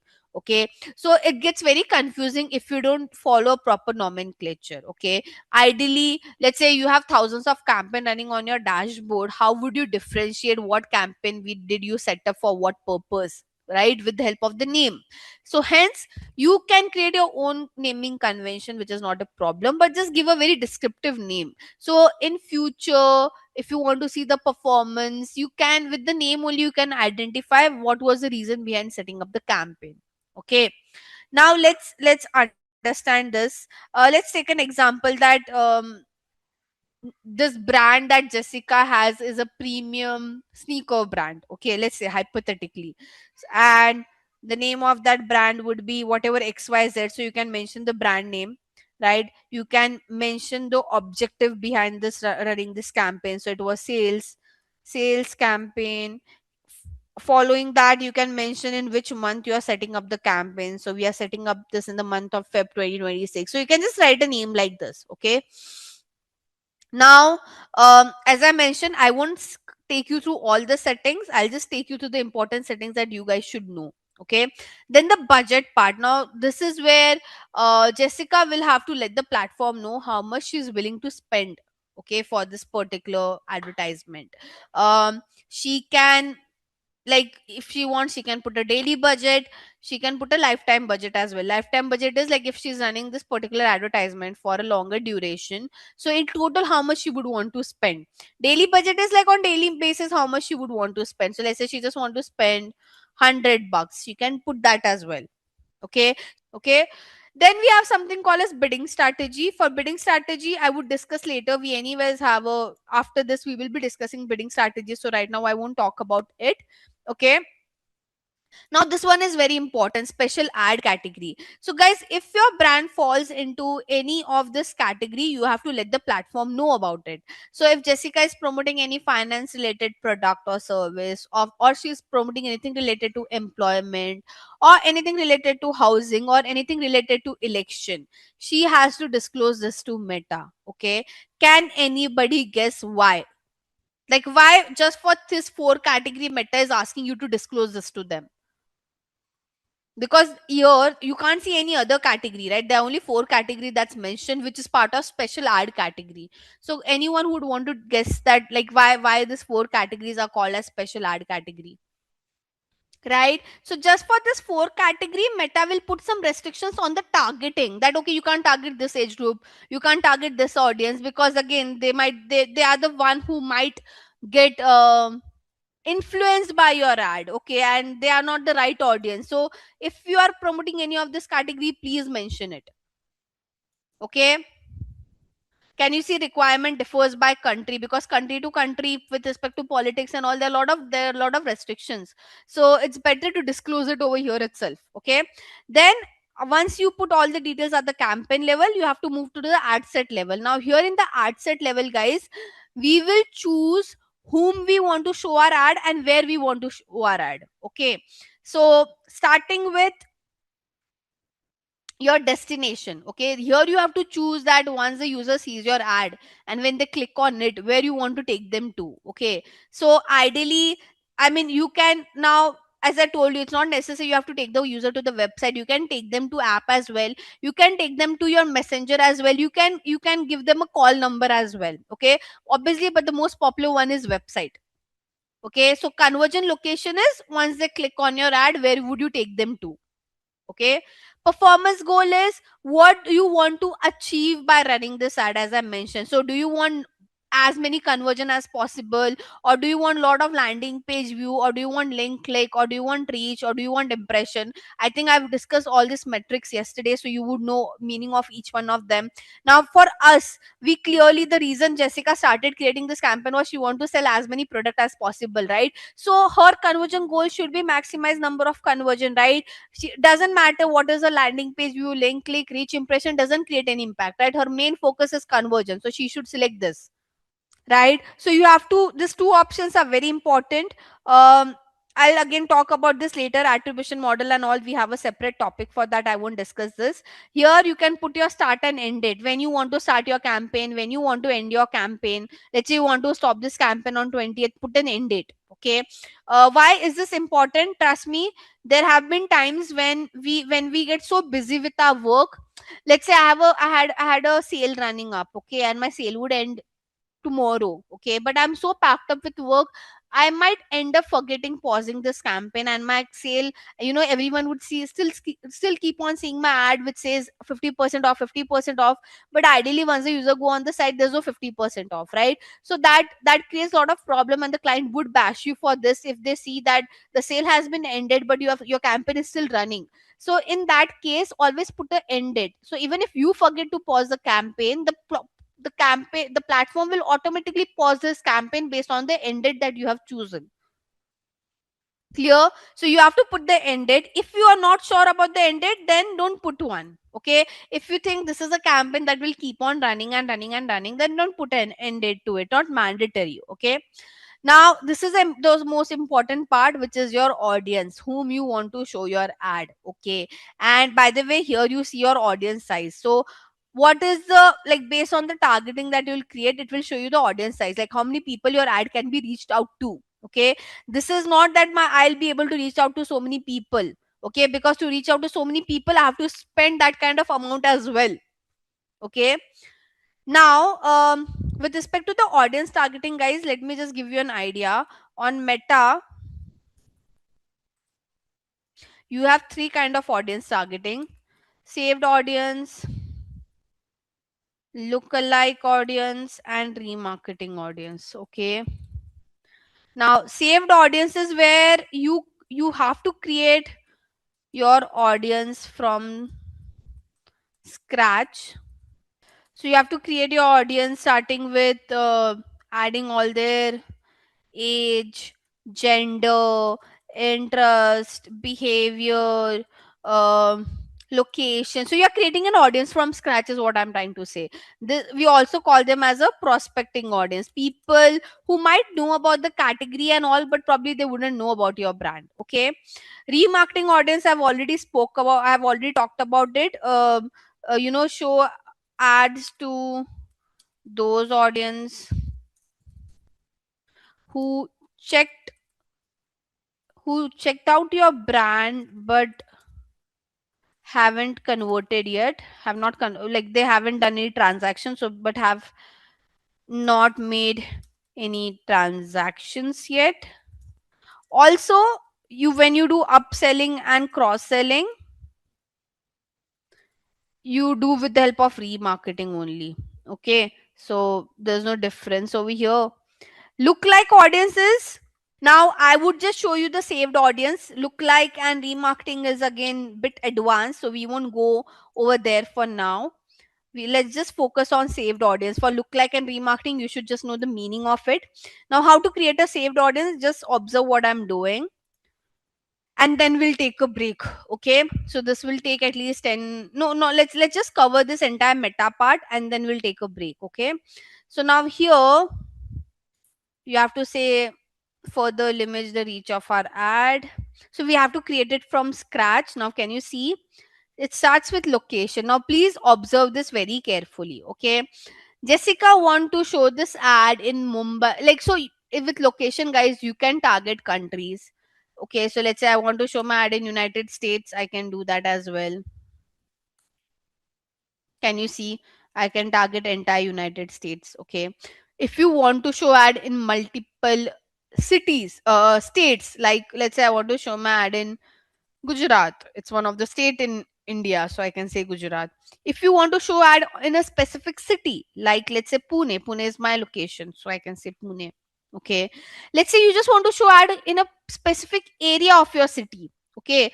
Like I want to show this is where I reside, so I can put my pin code. Can you see this is the area where I reside? So it is showing my ad on this pin code. So you can go as low as pin code and address as well, which is a very good thing, right? So it's not necessary you have to show ad to the entire country. Let's say you have opened a salon today and you just want the people who reside nearby that salon should know that there's a salon that has opened right now. You can just target the specific pin code and that's it. Okay. Apart from include, you can exclude the location as well. Okay. So now let's say I'll just remove this pin code.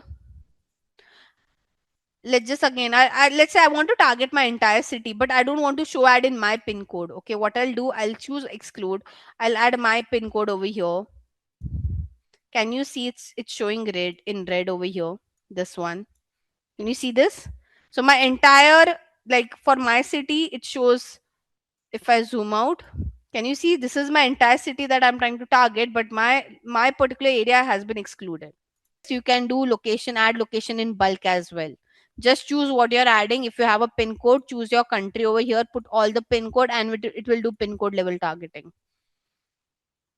By the way, any changes that you would make on the targeting, this audience size would also change. Okay, I hope I'm clear with this. So for now, let's say I just want to show ad in my city. I'll remove each one of them. Okay, you can choose whatever you would want. Now age targeting, as I mentioned, you can choose what age. See, now if you would have chosen, guys, if you would have chosen any of the special ad category, it would have restricted you with the age targeting. It probably would have not allowed you to target below 18, right? So because we don't fall under special ad category, we have freedom to target whichever age group we would want to. Okay, so you can choose the age group. Obviously, guys, see, all this targeting that we do, we are not the only one who decides it. We have to do the targeting, we have to show it to our client. The client will have their own perspective and we have to follow what they are also saying. So you and the client should be on the same page when you're doing your targeting. I hope I'm clear. So that's how you can select your age, you can select the gender.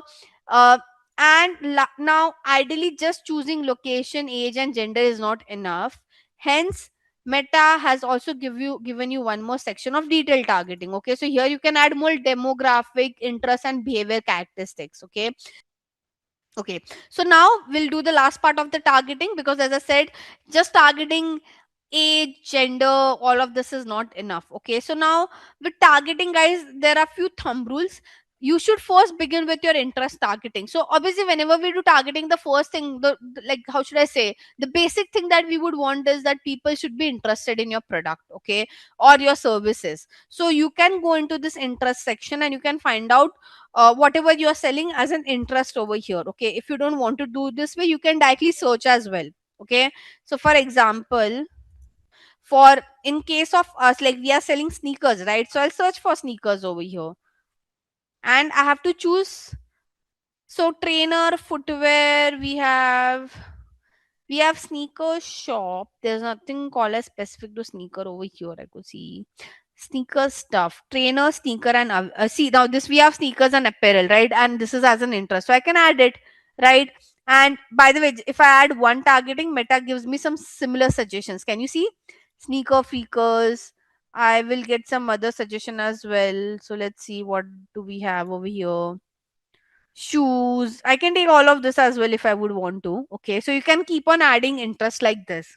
Now, so we have selected people should have interest in our product, but now imagine, guys, okay, that the sneakers are very expensive. Let's say it starts from 20K, okay, or 50K. Let's say the sneakers that Jessica is trying to sell are starting from 50,000 INR. So ideally, for the country like India, you can call this as a premium pricing. Okay, like not every other person would be able to afford it or they would want to spend on it. Okay, so then the point is, you Jessica just shouldn't show ad to those who are interested in sneakers. She has to add other characteristic as well. Like for example, I am also interested in sneaker, but I can't afford it. So does that make any sense for Jessica to show this ad to me? No, she's burning her money ideally, right? So what Jessica can do, Jessica can use this option of define further. Basically, what she's trying to say that yes, people should have interest, but now I'll add more characteristics and that should also match. So when both the characteristics would match, then only the user should see my ad. Okay, if you could see, it says and much also match. What it is trying to say, this characteristics should match and I'll add more characteristics that should also match. So you are creating some combination, you are creating some and filters to it. Okay, now what she can do to reach out to a premium audience, there are some ways you can reach out to a premium audience. Now guys, I won't say 100% of this audience would be premium, because people don't keep their profile updated, so not sure if they have the same status or same liking or same behavior train. But at least like 40 to 50% of the audience would be quality out of it. Okay, so in your demographic, guys, you have so many options. Okay, can you see education? So now let's talk about education, guys, and I would want you guys to give me a feedback.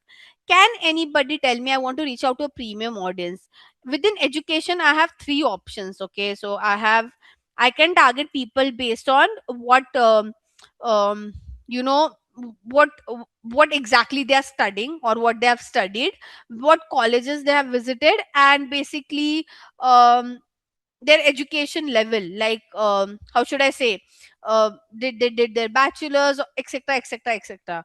What do you think, what should I select out of all this? Like what would make the audience bit premium?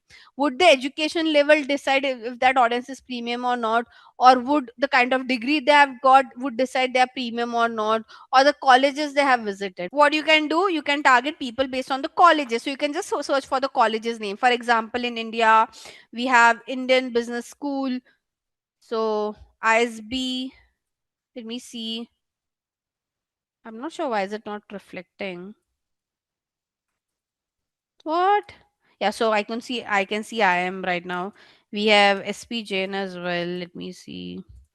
I don't know. There's some glitch today. But yeah, let me just select one for now.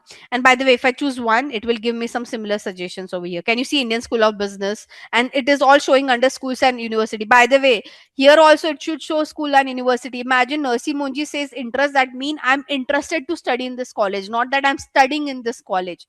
So you have to make sure it doesn't come under interest. It should always come under schools and university. Now what's the next thing that we have? Again, we'll go under the demographic to see what do we have. So finance, guys, we can't target, at least for India, because this is based on US zip code, so not relevant for me. But yeah, if I'm doing some targeting for US location, I can do this. I can target people who have a household income who comes under top 5% and all.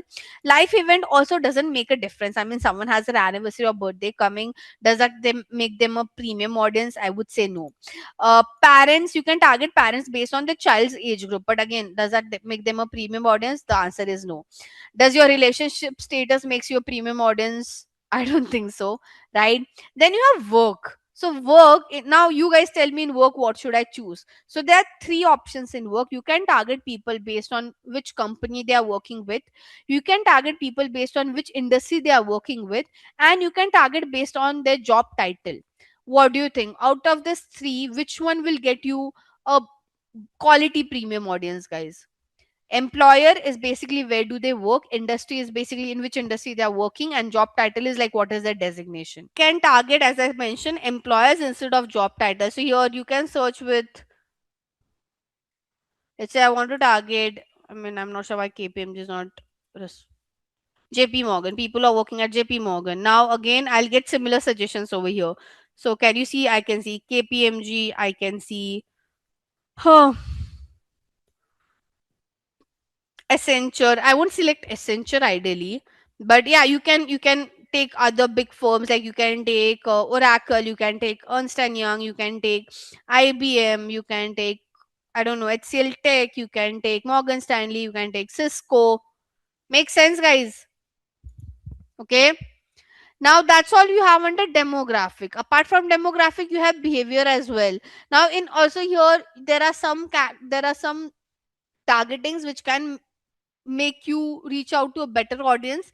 So let's say in class consumer classification, guys, we have, by the way, mobile device user, we, you know, it used to work before the iOS 14 update, but after iOS 14 update it is very difficult to precisely show ad to those audience who are using iOS device and not Android.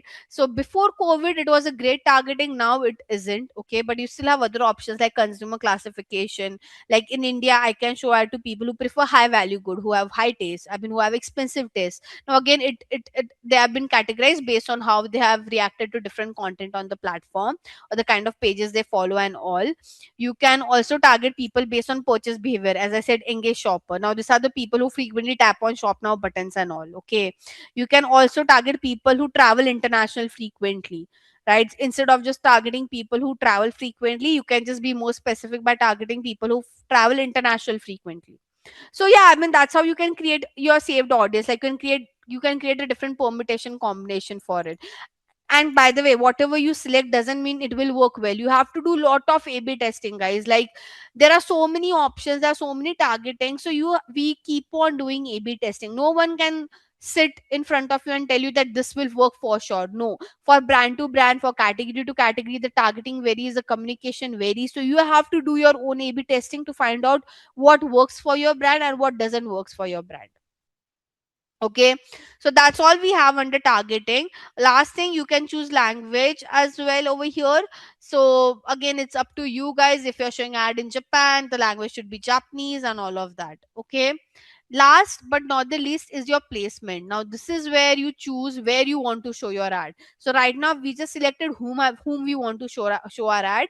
Now we would be selecting where we want to show our ad.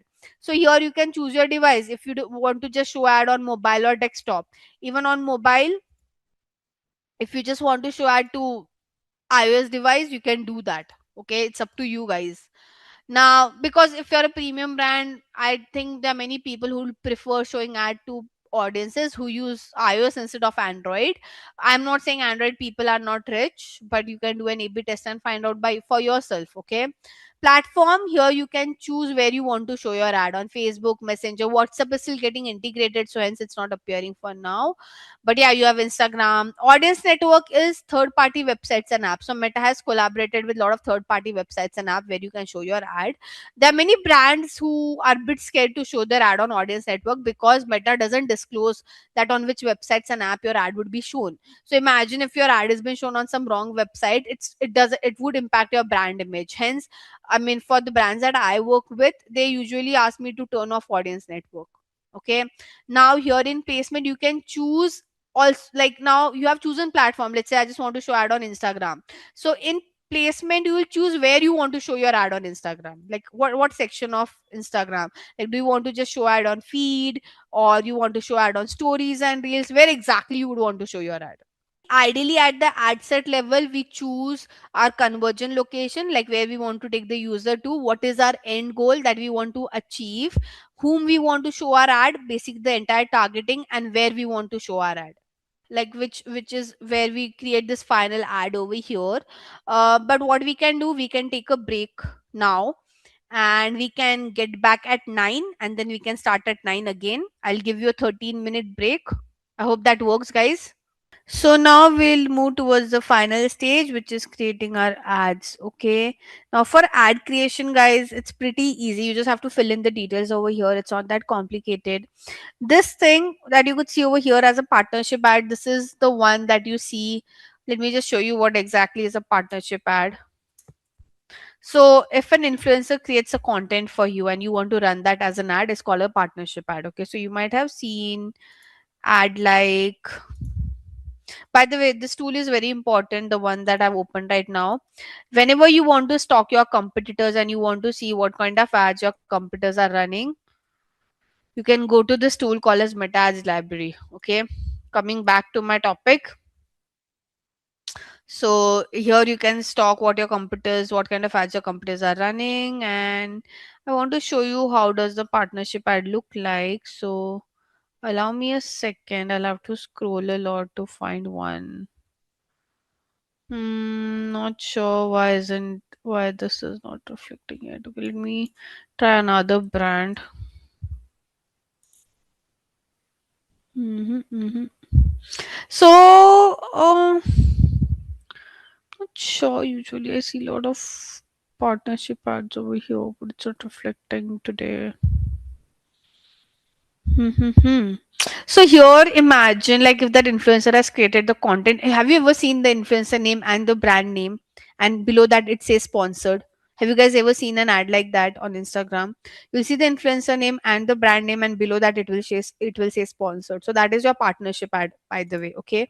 And now to run that partnership ad, what you have to do here, you have to enable this, and over here, okay, you have to the influencer will give you an ad code. You have to put it over here, or the post url is wherever that, I mean, the content that the influencer has posted on Instagram, they will give you that url and you can put it over here, and automatically that content will reflect on over here as a preview. Okay, so that is what we call as a partnership ad. You also call this as a UGC ad, user generated content, and works really well nowadays. Instead of running a normal image, video, or a carousel ad, the partnership ads are ideally performing really great. Okay, now if you want to create like a normal ad, you can turn on this ad preview. Apart from that, guys, for whichever brand you are working, you have to make sure you have access of their Facebook page and their Instagram account. Without that, you can't run an ad. So if say I'm working for Jessica's brand, Jessica has to give her page access to me as well. Or she can add me in her ads manager account. She can add my email ID to her ads manager account, and I can access from there as well. But the when whoever is working on creating this campaign, they should have access to the Facebook page and the Instagram handle of that particular brand.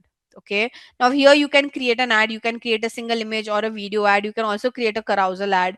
I mean, what's the difference between each one of them? This is a single video ad. Okay, a carousel ad would look like this. This is a carousel ad where there are multiple cards, and this is like a single image ad. Okay. By the way, what are the different components? So here you just have to upload your media. Like, you just have to choose your format, what format you want, and you have to upload your media. Before you do that, you have to give your website destination over here, that where you'll take the user to once they click on your ad. And here you can start uploading your media, like your pictures and all of that. Okay, so whatever media you have, like I don't have any pictures right now, I'm just randomly selecting one picture. One thing, whenever you run an ad, and if you're running your ad on stories and reels, you have to make sure you create a creative, the same creative that you have created in a square size, you have to create it into 9 is to 16 dimension as well, because on stories and reel it is vertical view, right? So you have to create a creative in a square image, in a square size, 1 is to 1, and also in a vertical way. Okay, and then you have to give the primary text, headline, and call to action. So what is primary text? Any content that you see above the creative is called as primary text. So this is a primary text. Okay, then what is your headline? This is your headline. This part is your headline. This is your call to action. Okay, so this is like, you just have to fit in this detail over here. Now, who gives you this detail? Ideally, the people who are running paid campaigns for a bigger brand. So you just have to feed in details over here. Now these are all AI recommendations. So Meta has their own AI suggestions within the platform. Okay, so if you want, you can turn this on. Nowadays, I mean, the brands that I'm working with, they are not okay to turn this on, because it will change the way your creatives have been showcased. Okay, they want their control, they don't want the platform to take the control, hence they don't ask us to enable this. But yes, if you want to give some AI test, like you want to give some overlay, the you want some text improvement, right? So any of this AI touch, you want to add a background music, right? Anything of that sort you want to do, you can just enable over here. Okay, so it's all, how should I say, it differs from brand to brand. And yeah, I mean, you can just, like, this is how you create your ad. Okay, so you don't have to do anything apart from that. There's also one more ad that we usually create. So I'm not sure you have seen this ad or not. And ideally, this ad works wonder for e-commerce brand. So this ad is called as a collection ad. Okay, let me just zoom this a little bit. Now, like your single image or a carousel or a video ad, where once you click on an ad, it takes you to the website or a specific destination, right? Whereas this collection ad, okay, firstly, it looks like this, like there will be a main big banner, and below there you'll see some products. Now, whenever you click on this ad, it won't directly take you to the website. It will open up on your entire phone screen like this. So this is also called as instant experience. It covers your entire phone screen, and it will show you the catalog. And in this catalog, you can choose what product you want to show. You can show one of your best products, so that can push the consumer to buy from you guys. And then if they're interested in that product, let's say I'm interested in this hoodie, I'll click on it, it will take me to the hoodie page. If I'm not interested in any of this catalog and I want to see more products, then I have a CTA which says see more on the website. So this particular ad works better than your carousel single image and video for e-commerce brand. This ad is only for e-commerce brand. A education real estate company can't run this kind of ad. So this is how a basic campaign setup look like. This wasn't advanced, guys. This wasn't intermediate as well. This is what a basic campaign setup looks like. You can, by the way, you can edit this campaign whenever you want. You can edit all the setting. Only one setting that you can't change is your objective and your buying type. If you change your objective, if you change your buying type, all the settings will be discarded. So if you want to, if you think that, oh no, I selected the wrong objective, then create a new campaign. Don't edit this one, because otherwise the rest of the setting would also vanish off. It won't be there on the platform. So yes, apart from objective and buying type, you can change all the settings: budget, creative. You can delete a campaign, you can pause a campaign. Let's say right now this means it's on, but it won't perform only because I haven't published it. It's still in draft. Once I publish it, and if my account has some money, it will start spending. Now even if I publish this, my campaign won't start spending because there's no account in my money. There's no money in my account. Okay. Whenever you want to add a payment, can delete the campaign, you can enable the campaign, and you have to publish the campaign. When it says it's in draft, it's not published. So if it's not published, yeah, so if it's not published, it won't start running. And as I mentioned, if you want to add any payment, you can go to your billing and payment, and here you can add your credit card, debit card, whatever you would want, however you want to do the transaction. Now we are moving towards your bidding strategy part. Okay, now bidding strategy, guys, instead of a PPT, I'll explain you all the bidding strategies in an Excel sheet, because that's how it's easy to understand. Give me 2 minutes and I'll quickly create this for you guys. So on Meta, okay, so like for Meta, let's just understand the bidding strategy on the platform itself. It's very easy. So you would see your bidding strategy over here. Can you see bid strategy? Right. So now guys, you have total here you could see 4 bidding strategy, but ideally you have around 5 bidding strategies on Meta. Okay, you could just see 4 over here because it's a dummy account. In a proper professional account, you will see 5 bidding strategies. Okay, basically, what is bidding strategy? Bidding strategy is where you tell the platform how to spend your money. Okay, so budget is like you're telling them that, okay, this is what I want to spend. Imagine Jessica would give me 1,000 rupees, like, yeah, Jisha, go and buy whatever you would want to buy. So that's a budget that she's giving me. But if Jessica gives me a guideline that, Jigisha, you should spend this much to buy that, this much to buy that, right? This should be the limit. If you're buying a t-shirt, if you're buying a earring, this should be the last limit for you to buy. That is what the bidding strategy does. Bidding strategy would guide the platform on how to spend that money. Okay, so on Meta, so this is for Meta. I hope you understood the meaning of bidding strategy. Basically, how to spend the amount. Okay, that's what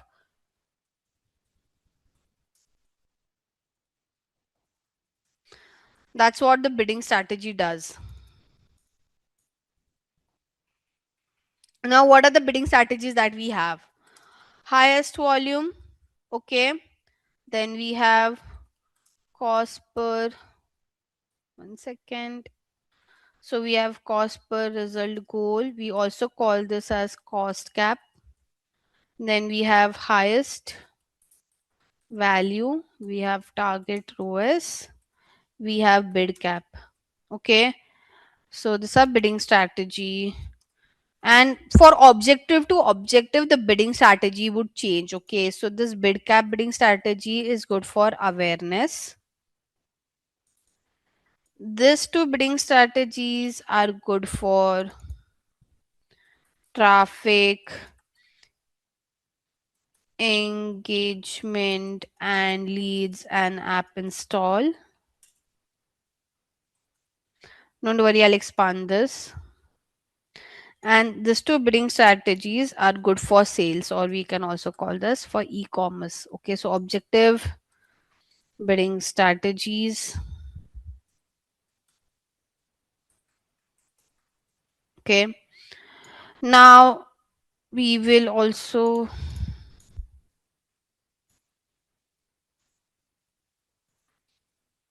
control is basically, there are some bidding strategy that you can control, there are some bidding strategy that the platform would control. Okay, so highest volume is controlled by platform, cost per result goal is controlled by you, highest values again controlled by the platform, and target ROAS is something that you guys can control, and bid cap is also something that you guys can control. Okay, now each bidding strategy has their pros and cons.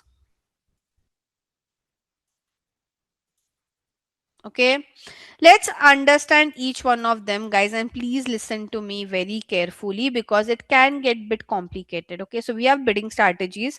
The meaning of bidding strategies is basically guideline on how to spend the amount. Okay, basically you're guiding on how to spend the amount. Okay, this bidding strategies that I've mentioned is only for Meta. For other platform the bidding strategies are different. Okay, so platform to platform the bidding strategies varies. We are just discussing about Meta. Okay, guys, are you there with me? Because it will take at least 20 minutes for me to explain this in detail and I won't take any break in between. So are you guys there with me? And I hope you guys will, I mean, please pay proper attention for this particular part. Okay. Okay.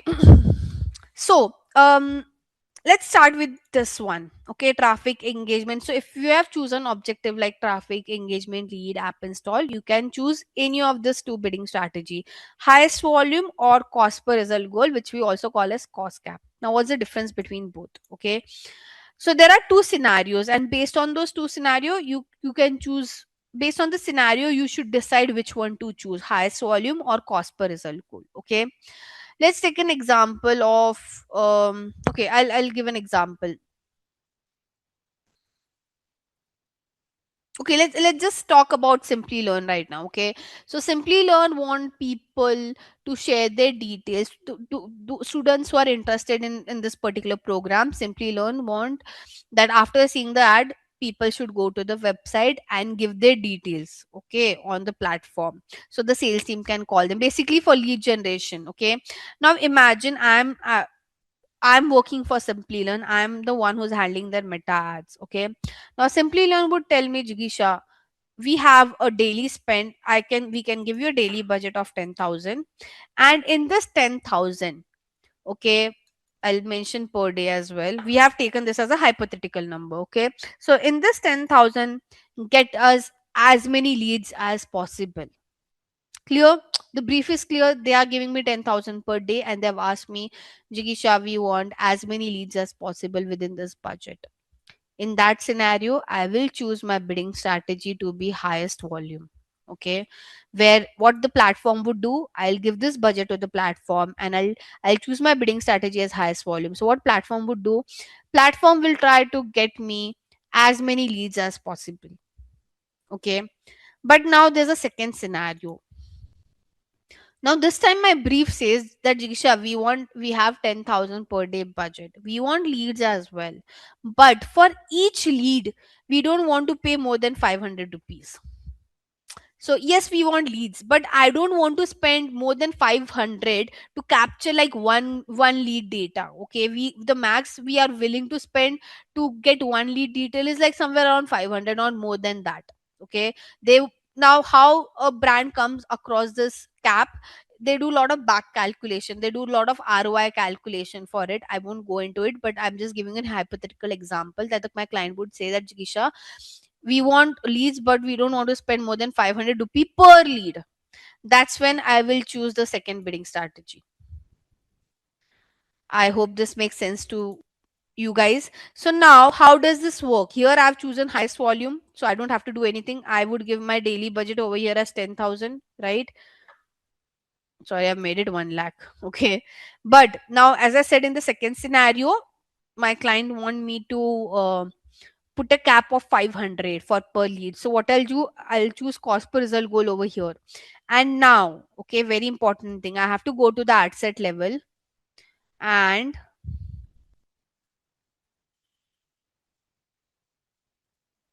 can you see, you have to put a cap over here, cost per result goal cap. Okay, can you see Meta will aim to get the most conversion and try to keep the average cost around 500. Okay, now when I say this would be an average, guys, if your client tell you that okay, we want lead but we don't want to spend more than 100 rupee per lead, you can put 100. But every time you won't get a lead for 100. Sometime it would be 110, sometime it would be 150, sometime it would be 80, but your overall average would come around 100 is what the platform is committing. Did you understood this, guys? Okay, now both the bidding strategy has their own pros and cons. Okay, I mean, I'm not saying that this bidding strategy is better, this is better. Each of them would have their own pros and cons. First, let's talk about highest volume. The pro, the how should I say, the positive point of this bidding strategy is that it will spend your entire budget. Okay, I mean, quickly, like this. Okay, this bidding strategy is good with spending your amount. But what can go wrong? Okay, most of the time your cost per lead would be at a higher end, and there will be times when this bidding strategy will spend the entire amount but you won't receive any leads. That's the biggest headache of this bidding strategy. So this bidding strategy, guys, trust me, it will spend your amount very quickly. You won't have a problem that why my campaign is not spending. You won't come across that issue only. Okay, but as I said, the issue would be that the cost per lead would be at a higher range, and there will be times when the platform will spend the entire 10,000 rupees but you won't get single lead. Now why this such kind of issue can occur? When you tell Meta that Meta, I want as many lead as possible, what happens at the back end? Okay, so whenever you see any ad by any brand, at the back end there's something called as an auction that take place. Okay, auction is basically, imagine I am a consumer, there are many brands who want to show ad to me. Okay, now there will be an auction that will happen at the back end, and auction is nothing but, we know what is auction, right? Basically all the brands would show their bid, that how much they are willing to spend. Okay, how much they are willing to bid to show how much they are willing to bid to show that ad to me. Okay, so all these brands would do an auction. Now Meta won't just give priority to those brands who are bidding well. Meta will also see how great they have created their campaign, what is their communication, how is their target audience. They'll check the entire campaign as well. So your campaign should be good, your bidding should also be good. Okay, the bid that you're doing should also be good. Now when you choose highest volume bidding strategy, you have just told Meta, I want as many lead as possible, right? So what Meta will do, let's say, um my competitor is bidding 10 rupee, Meta will bid higher than that because Meta want to win the auction somehow. So what will happen, there will be times when the competitor would be bidding very high, Meta will bid much more higher than them, and it will give you that lead. But the problem would be the cost per lead might go at a higher range. I hope you are able to understand. So because Meta want to win the auction somehow, right? Because you have said my bidding strategy is highest volume. I want as many lead as possible. I don't give a damn about what is my cost per lead. So probably Meta will spend your entire 10,000 rupees and it will just give you one lead because that time the auction was so expensive. Auctions keeps on changing, guys, like every hour, every minute, every second there's an auction that happens on the platform whenever user sees the ad. Okay, and every time the competitors would bid different. Just when you choose highest volume bidding strategy, the platform will bid higher than all of them and they'll give you the lead. The problem is the cost per lead, and if your cost per lead is not maintained, you won't get that ROI. So the cap that your client would give you and the cap that you decide, you have to do a lot of back calculation, because at the end of the day, when you're running campaign, you want some profitability, right? Why would you just run your campaign blindly?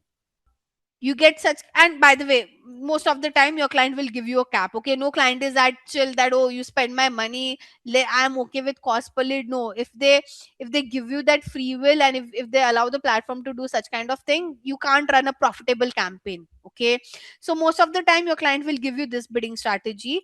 They'll give you a cap, and that time you'll have to use this particular bidding strategy. So the good point of this bidding strategy is it will spend your amount only when they can get result as per the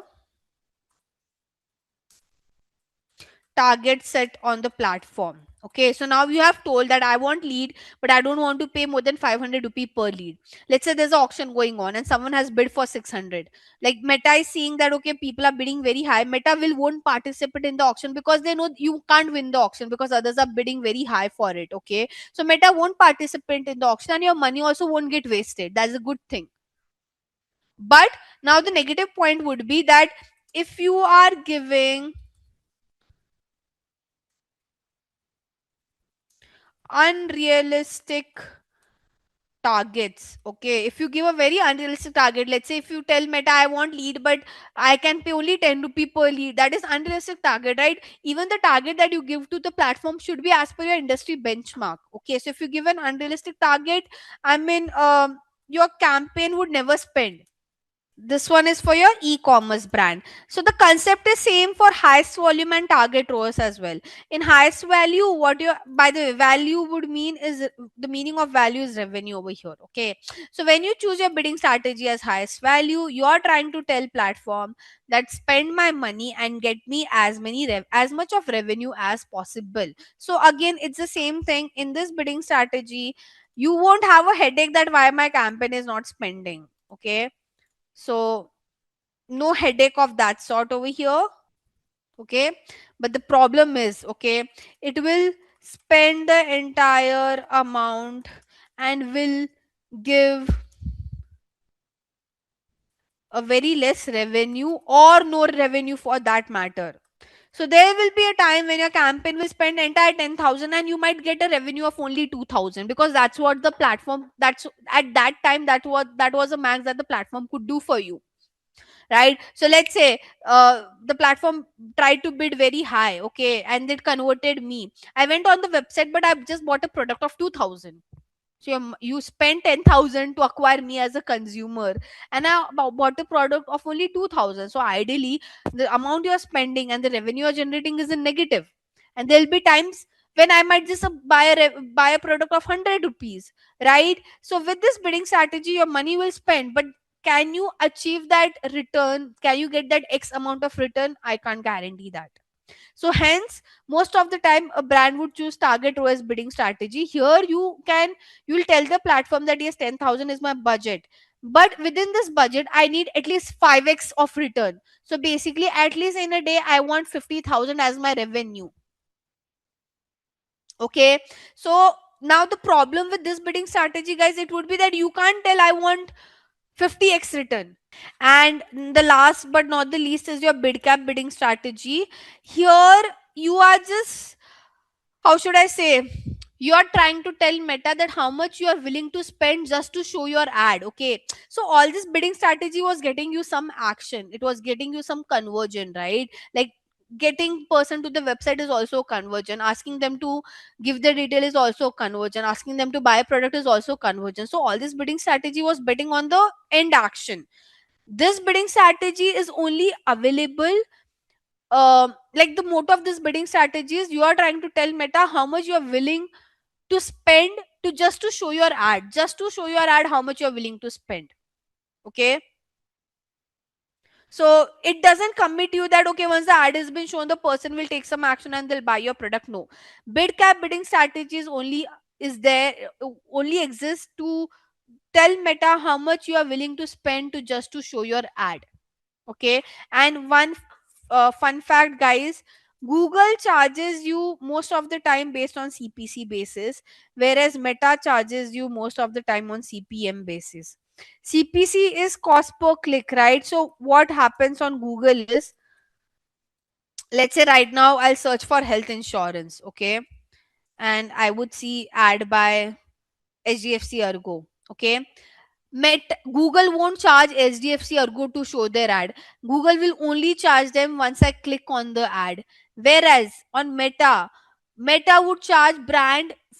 They would charge brand obviously to when a person clicks on it, but Meta would also charge you even if you want to show your ad. Okay, so after every 1,000 impression, CPM, the full form of CPM is cost per 1,000 impression. Okay, so it won't charge you for one impression. It won't charge you if your ad is only shown once. But after every 1,000 impression, the platform would charge you. So hence this bid cap bidding strategy exists. This bid cap strategy is nothing but how much you are willing to spend just to show your ad. So for your capstone, you would see a PPT. I mean, you will get this PPT on your platform, and so ideally, we all have discussed, how do we create like what are the practices while creating the landing page. We have discussed attribution model, budgeting, Facebook pixel. I have taken you to how to create a meta ads as well. So now what we'll do today is, as I mentioned, we'll go through the capstone, all the activity that I mentioned within the capstone, and wherever the Google Ads part is required, I'll be more brief about. I'll give you details in brief, so that within the activity itself we'll cover Google Ads as a topic. Okay. uh, so yeah, let's get started, guys. Capstone problem statement scenario. So there are multiple scenarios that would be given to you guys in the capstone, and basically you just have to answer to that scenario on how you guys can work for it. So starting with the first one. Okay, this is the first scenario that's been added. Now, over here in the scenario, it says Bob has observed that the traditional marketing that he organized is not meeting the end goal in the last 6 months, and there's no increase in conversion. So, he ideally works in a travel agency and is planning to organize the digital campaigns for advertisement and marketing, and hence entrusted Bob to strategize his marketing strategy from regular offline marketing to an online one. And the following other changes that he has noticed. So obviously, within offline, the first problem was that he couldn't reach a specific area and it were not defined. But when they jumped to online, they had like a good campaign reach which can be traceable as well. uh, they were not able to create some reports for analysis. Here they can do that. You know, this, like, they took 6 months to do get all this thing done, but again they felt very incomplete with it. Whereas here, they took only 1 month to successfully create a paid campaign, and they started getting some responses on their social media channels. Lastly, they created some Excel sheet of people who needed retargeting and then to do some cold calling, which was a big task. Whereas in paid marketing, they did this with help of some platforms like Mailchimp and all. Where I'll talk about Mailchimp, guys. So now here it says they retargeted using Mailchimp and generated a proper mailing list with ease. When you see over here, it says that they have retargeted using Mailchimp and generated a proper mailing list with ease. What exactly is Mailchimp? Okay, so Mailchimp is an email marketing platform, pretty popular out there in the market, and it helps you to automate your email marketing campaigns. Okay, so before, I think before COVID, or much more before that, I mean, I didn't even join the industry till, at that time. Email marketing was a proper, how should I say, a job, a designation out there. But after, since, I mean, this is one of the domain which got automated a lot. When I say automated, I mean the tools like Mailchimp came into picture, where you just have to give your audience details. Okay, and you can automate your email marketing campaign. When I say automate, let's say right now there are 10 people on the call, I'll send a welcome email to each one of you over here, and now based on your response, automatically you'll get the next email. Let's say you don't open the email, then there'll be a follow-up email that will be sent across to you guys. Let's say you guys open the email, then there'll be some discount or some offer email that would be that would be sent across to you guys. So with email marketing, I mean, ideally email marketing got very much easier to use. If you want to see how Mailchimp looks like, I can just show it to you very quickly. You can create a free account as well, by the way. So this is like the platform called as Mailchimp. I'll have to retrieve my data. I've been opening this after a lot. I'll have to see what are my credentials, but yeah, we can explore this. Mm,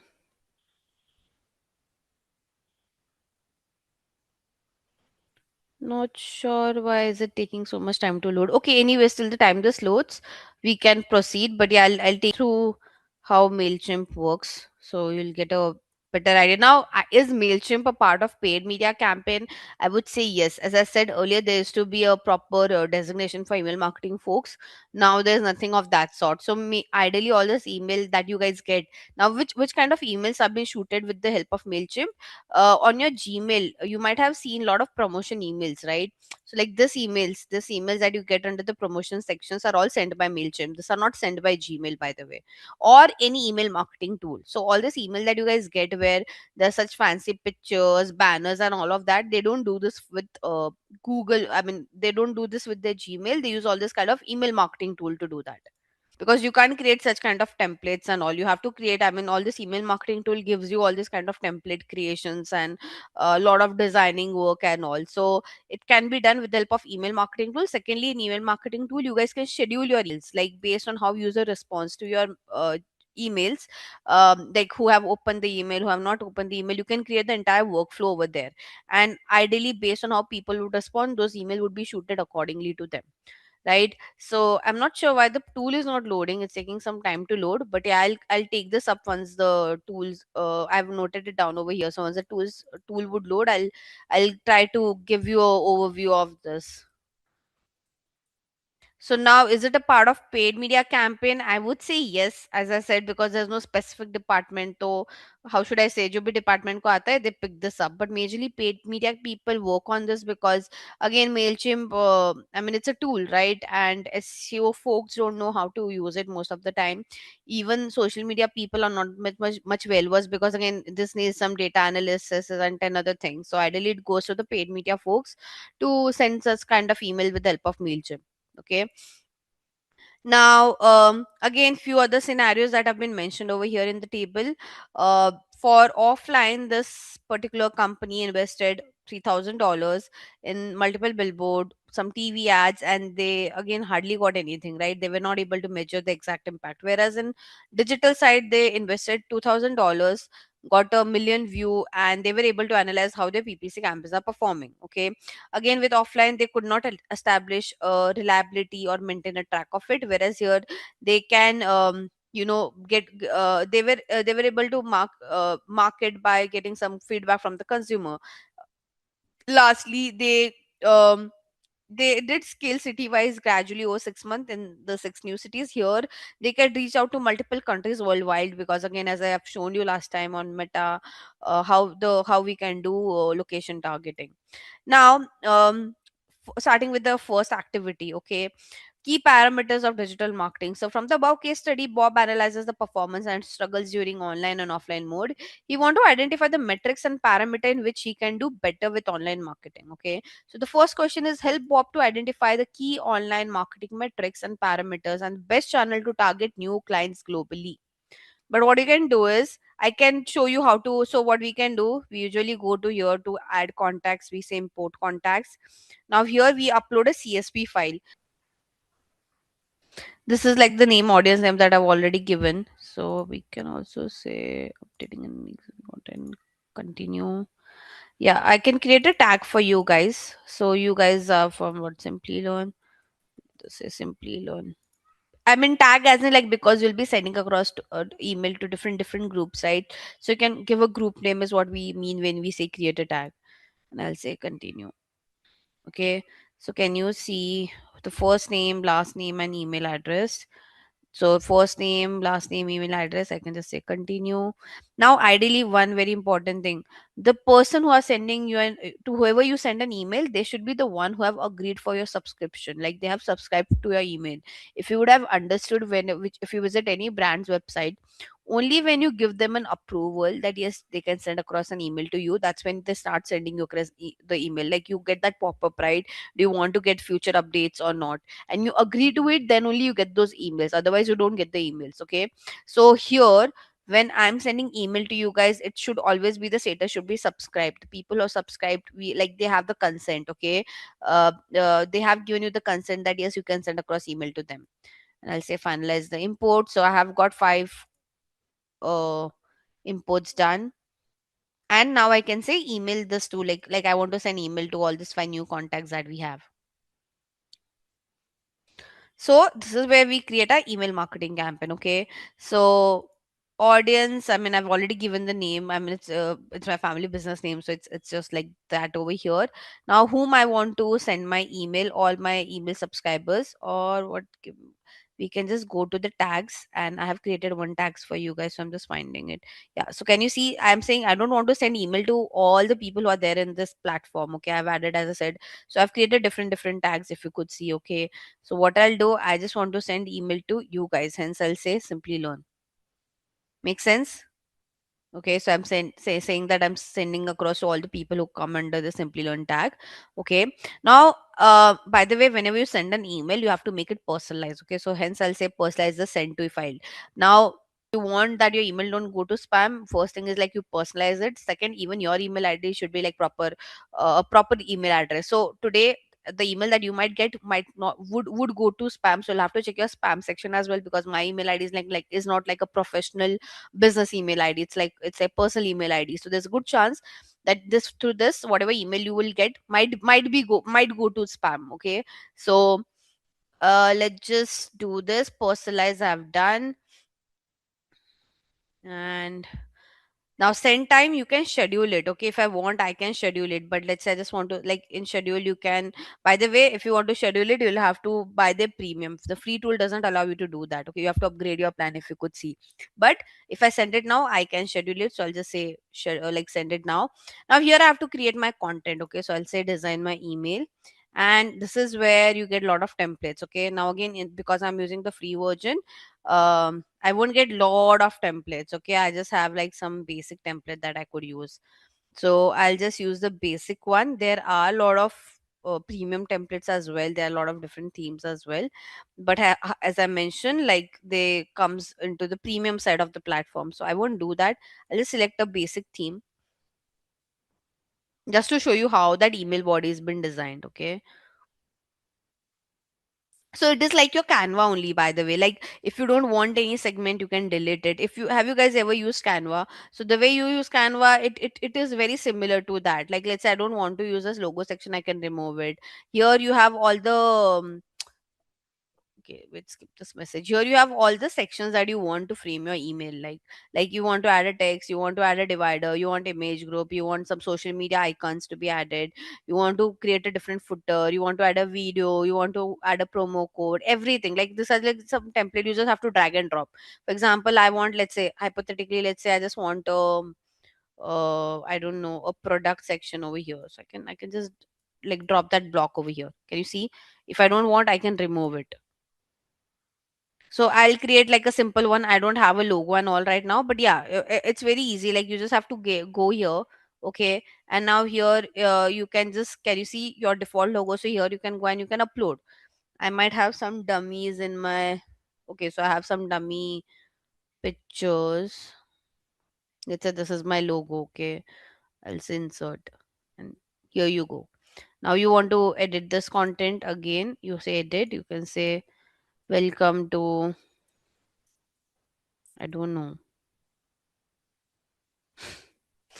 um Healthy eating, let's say. I'm just i'm just creating a dummy one, guys, don't take this seriously, but yeah, you guys can make it however you want. Again, you want some pictures over here, so same thing, you just replace it. This one, let's say I want to add this picture. Now here you want to give an introduction. So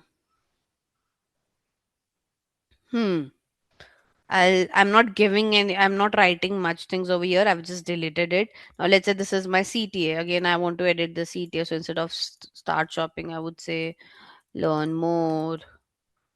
If you have some product pictures, you can add like a entire catalog over here, if you could see, right? So you can do that as well. Let's say you don't want to design over here, then what you can do, you can design things on your Canva, and you can upload that banner as well over here. So it's completely up to you. Okay, so I can delete it. I don't have any product catalog, hence here you have your social icon thing. So here you have to add all your social media link, if you could see. Okay, and very important thing, please don't edit this footer part. This should be there. Like if by the way, this things you can't be edited because this is like a default thing that should be there. Like you should always give it, whatever email you send, you'll always see that you have an option to unsubscribe it. So you can't remove this option that, oh, you can't unsubscribe to us now once you have subscribed. You can't do such kind of things.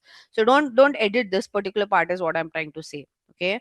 And I'm just keeping it this, guys. Okay, I'm not making a lot of work over here. I just wanted to show you how the platform looks like, designing part and all. Ideally you get there are many, I mean, all this banners and all is there. You get it designed from your graphic designer. You just have to merge it on the tool. Okay, so you can say continue. One very important thing that I've missed out is my subject line. Okay, so you have to add a good subject line and a preview text. Now, what is a subject line and what is a preview text? See this. Okay, this is your subject line. So let's say if for this email, Tree of Life Resort, celebrate love at Tree of Life Resort and hotel is my subject line. This one is a preview text. Preview text is basically the content that you have within your email, uska preview, right? So that's the only thing that you have in preview text. So you're giving a glance. Now obviously when you're writing a subject line, make it very quirky, add some emojis and all. Otherwise again you'll have a less open rate. I mean, the reason, like, why people open your whenever a person user open your email, the first thing that they'll come across is your subject line and then your preview text, right? So you have to make sure it's a catchy one. Okay, so you can get your content writer to help you create that. I'll just, for now, I don't want to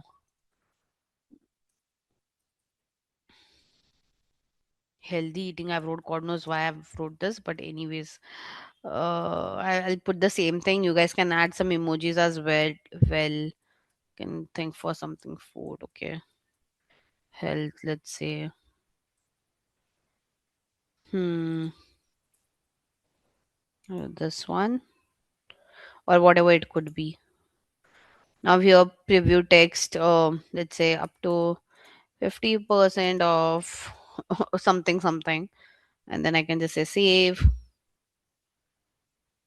Okay, and now I think I have added everything. We can schedule it, we can create a social post as well, but again it can't be done in the premium one. So yeah, who's sending this email? It's coming from me, guys. So uh make sure you see that. I'll just save this. You can change that as well, and then I'll say send. Right, so sending now. Now once you send the email, okay, you have to go under your, like, you have to check how this campaign performs. So you go to this campaign section over here, and now here I'll see all the metrics. Okay, so guys, let me know once you get the email and start opening it. Okay, please check your spam as well. It will take some time. So it shows sent right now. I can just go into the in view report section, and basically I'll get all the metrics, that how many people have opened my email. I have people unsubscribed, subscribe. You get all this, like how many people have bounced back, how many people have unsubscribed. So I'll get all this data once you guys start interacting with that email. So I'll have to see here. I'll have to refresh and see if you guys have started reacting to my email or not. Yeah, can you see? I have got three open, right? So almost 60%, because I've sent email to five people. So after, like, it says that like 60 people have, like 60% of them have opened it. So here I'll see all the performance. Okay, still taking some time to reflect inside it, but yeah, outside, if you would have seen, I have got some. Hmm. अरे अभी तो बता रहा था there were three open. It's taking some time to 100% open rate. So five opens have been open, as in like you have just opened, guys. You can unsubscribe and all as well. Again, if I it will take some time to create like a proper report on this, but yeah, I mean, if you have a paid version tool, yeah, can you see I've got now 100% open rate. Basically, kya ho raha hai? There's some issue, guys, on the platform. It was showing 100%. Now again, it's showing 0%. I hope you guys are not doing something from your end. But anyways, I hope you understood. Again, the premium version gives you a lot of like, can you see this automation section? So the premium, most of the brands use this automation thing where they create a flow, they create an entire template. Okay, like I can just show you a preview. We won't be able to do it, but can you see? So this one, I'll just zoom out a little bit to show it to you guys. So people create a flow like this, that contact the sign up people. Then they create this entire flow. Okay, you can edit it and all. I won't be able to edit it in the free tool, but yeah, you can create a lot of flows over here, like template. Basically, you are just automating. Like let's say after 24 hours, if you guys one of you don't open my email, then I'll send a follow up email. The one who have opened, I'll send them some offer email, some update email. So you can create all this kind of flows over here. I mean, basically in the activity, you have to let them know the channels, the metrics, and whatever parameters. So it's one and the same thing ideally. Now, starting with channel, guys, it was a travel agency, right? See, whenever we do paid campaign, guys, I mean, irrespective, to be very honest, whatever industry it is now, this one was a travel agency as far as I could remember when we started with the brief. Yeah, travel agency, right? Now, travel agency, what they do lead generation most of the time. Okay, for them, lead generation is the way, because there are travel agency who can take you to the website and ask you to do the payment as well. Okay, so if you know, you can create a page and you can create different bucket, like for a trip over here, this is a charge if you can pay. But again, you can do ideally lead generation and taking the person to convert from the website as well. It depends from what is the average order value of that particular, what should I say, whatever travel or whatever trip has been organized. Okay, but ideally, let's say we are saying no, whether it's like, let's say your objective is, it was mentioned that objective was sales and conversion, right? Now, when I talk about paid marketing channel, guys, as I said, like the two most common channel that should be there in your plan is Google and Meta. Okay, you can't skip this. Now again, this brand can ideally choose LinkedIn if they are like bit premium. The organization that they do is more like from international level and all. Again, they'll have to do a lot of customized marketing when they are doing it on LinkedIn. Like if let's say you're the communication would be more with respect to, if you like take a break from your work and do this something on those lines. But we shouldn't pitch LinkedIn because we ideally don't know. Like it's a hypothetical brand, right? We don't know in and out about it. So Google and Meta is a standard that you can pitch. Okay. And now here also you'll have to give a lot of bifurcation that on Google what you'll do. Okay. So Meta, so we know Meta is like just like one platform out there. Like when I say it's one platform where you can show ads on Instagram, Facebook, and all. But in Google, there are a lot of bifurcation. Google is like very big. Okay. So now here in Google, you'll have to mention in Google also what kind of campaigns will be running. Okay, so I'll just mention the name over here and then I'll explain you what each one of them means and how it's been done. Now, what do I, but again, like you have to, if you want, you can mention as well what Google search would focus on. So, Google search would focus on, conversion specifically. Okay. Whereas Google display would focus on getting you some traffic and to do a lot of remarketing. Okay, Google Video. When I say Google Video is nothing but your YT ads, YouTube ads. That will help you with creating some awareness. Okay, and again, Google Discovery is same for conversion perspective. Now, what are all this? Okay, guys. So, like as I said, Google is a very big platform compared to Meta because I mean the inventory is huge on Google. Okay, so now let me just show you how Google Ads look like for the very first time. So you just have to. It's very easy to create an account on Google Ads, guys. You can just go to ads.google.com. You can say sign in, and it will take your Gmail ID. You just need a Gmail ID for this. I have multiple dummy accounts, but this is how your Google Ads account looks like. Okay, this doesn't have any payment, anything of that sort. Again, whenever you're creating your account on Google Ads, please don't add any payment method. Okay, like don't add your credit card or debit card or any of that details. Okay, please never do that. I'll just dismiss this. Now, first thing before I jump into the platform and give you an idea. Okay, where all your ads, like what are the places where you can show your ads on Google. Okay, so the first one, the OG one is your search. Okay, my favorite is search specifically. Trust me, it's very difficult. It is very time consuming when we create a search campaign because it's all dependent on this, the keywords. Okay, so it takes a lot of time to do this research and all. But my favorite is Google search, because as I said, this ad will only appear when a user search for it, so it has a very great conversion rate. Okay, so any brand who want to do lead generation, sales, app install, any like end goal kind of a campaign, they want like those end goal to be achieved at a very good conversion rate, I always bet on search. Okay, uh, so yeah, this is what we call as search ads.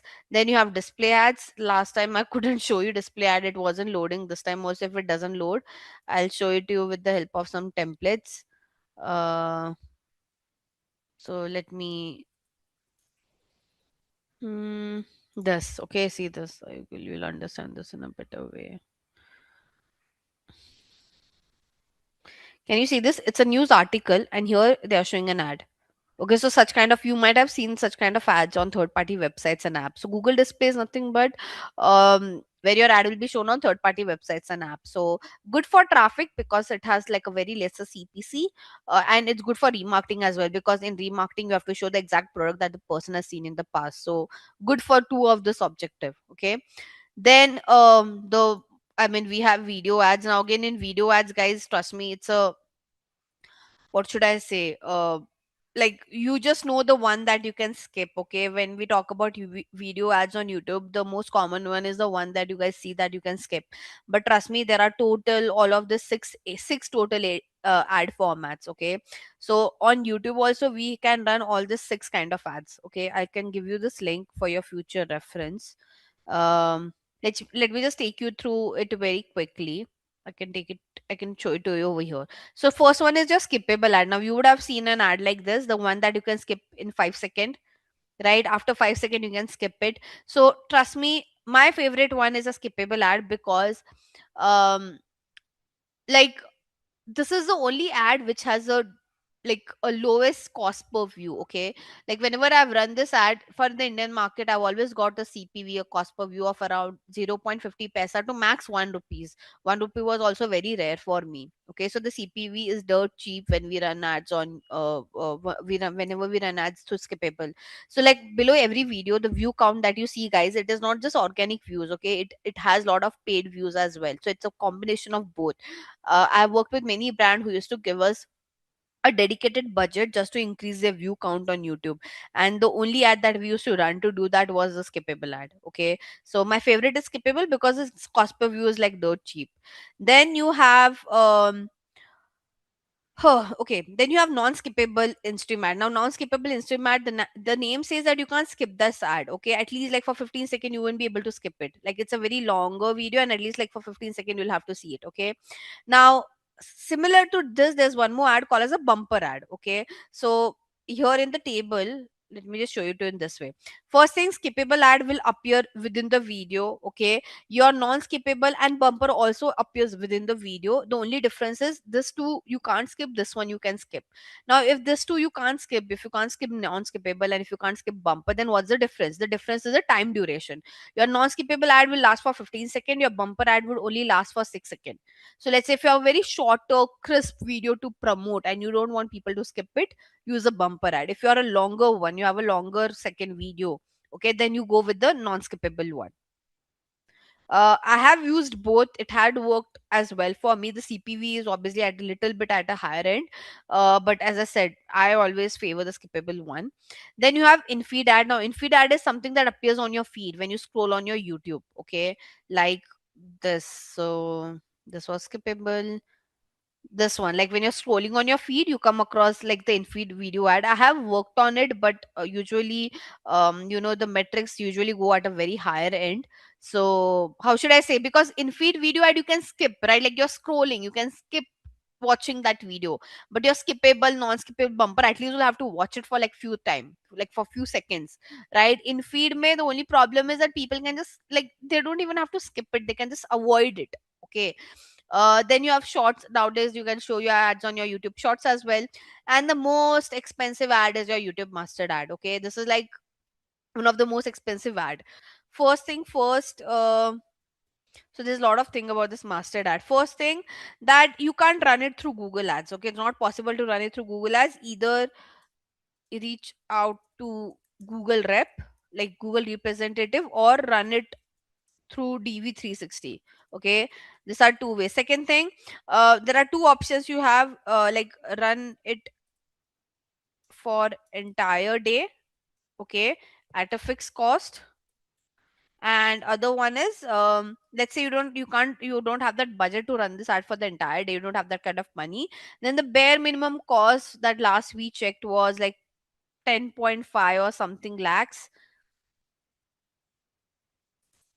And the platform will commit you around 1 crore of impression. Okay, this is, I'm talking about Indian market. For other markets, honestly, didn't got chance to explore mastered ad yet.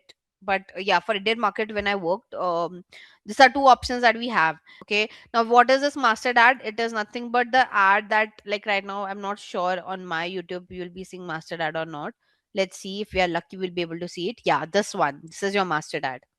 So on desktop it looks like this, okay, and on your phone, the first ad that you see, okay, that is your mastered ad. And like you would have seen that, okay, like whenever I open YouTube I just see ad of this particular brand, like wo pura din wo usi brand ka ad you'll be able to see. So that is your mastered ad. Okay, as I said, if you want to run this like for one entire day, it will cost you around 1.3 to 1.2 cr for India market.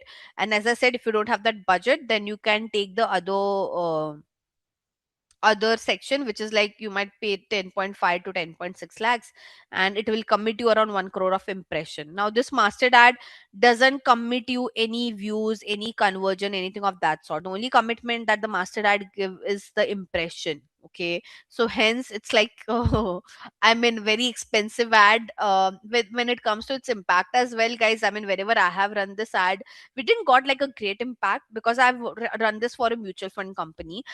So it might be different for other categories. As I said, I mean for other categories I've heard for FMCG and all it works really well, but I run it for a mutual fund company, and like for just for 1 month we see a lot of traffic coming on our website and all, but we can't ideally, we were not able to, I mean, we had other better options. Again, as I said, brands running an ad on mastered is more of like an option than making it mandatory. Like they just want to explore and see how it works. Obviously for FMCG brand, for startups who have a lot of money and they have like heavy spend on performance marketing, they prefer running mastered ad very frequently. Am I clear? And Google, by the way, trust me, Google is very smart with respect to mastered ad. So what they do, when I said that you have to reach out to Google rep, they ask you to at least do a slot booking 30 days prior. Okay, and what they're very smart. So what they do, there are brands who would have chosen a 24 hours ka slot. So obviously that day that brand's only ad would be shown. But there would be brand like us who just want to spend like 10.5 lakh. Okay, so what they do, they club brand like us for one entire day. So like let's say I've chosen 10.5 lakh. Krish has also chosen a slot of 10.5 lakh. So they will pick up 10 brands like this and they'll give them a 1 day slot, and that one in one entire day each one of our ad would be shown like after sometime. So let's say it will start with me, then Krish ad, then again they'll show my ad, and accordingly at the end of the day they'll again earn above 1.2 1.3 cr. Make sense?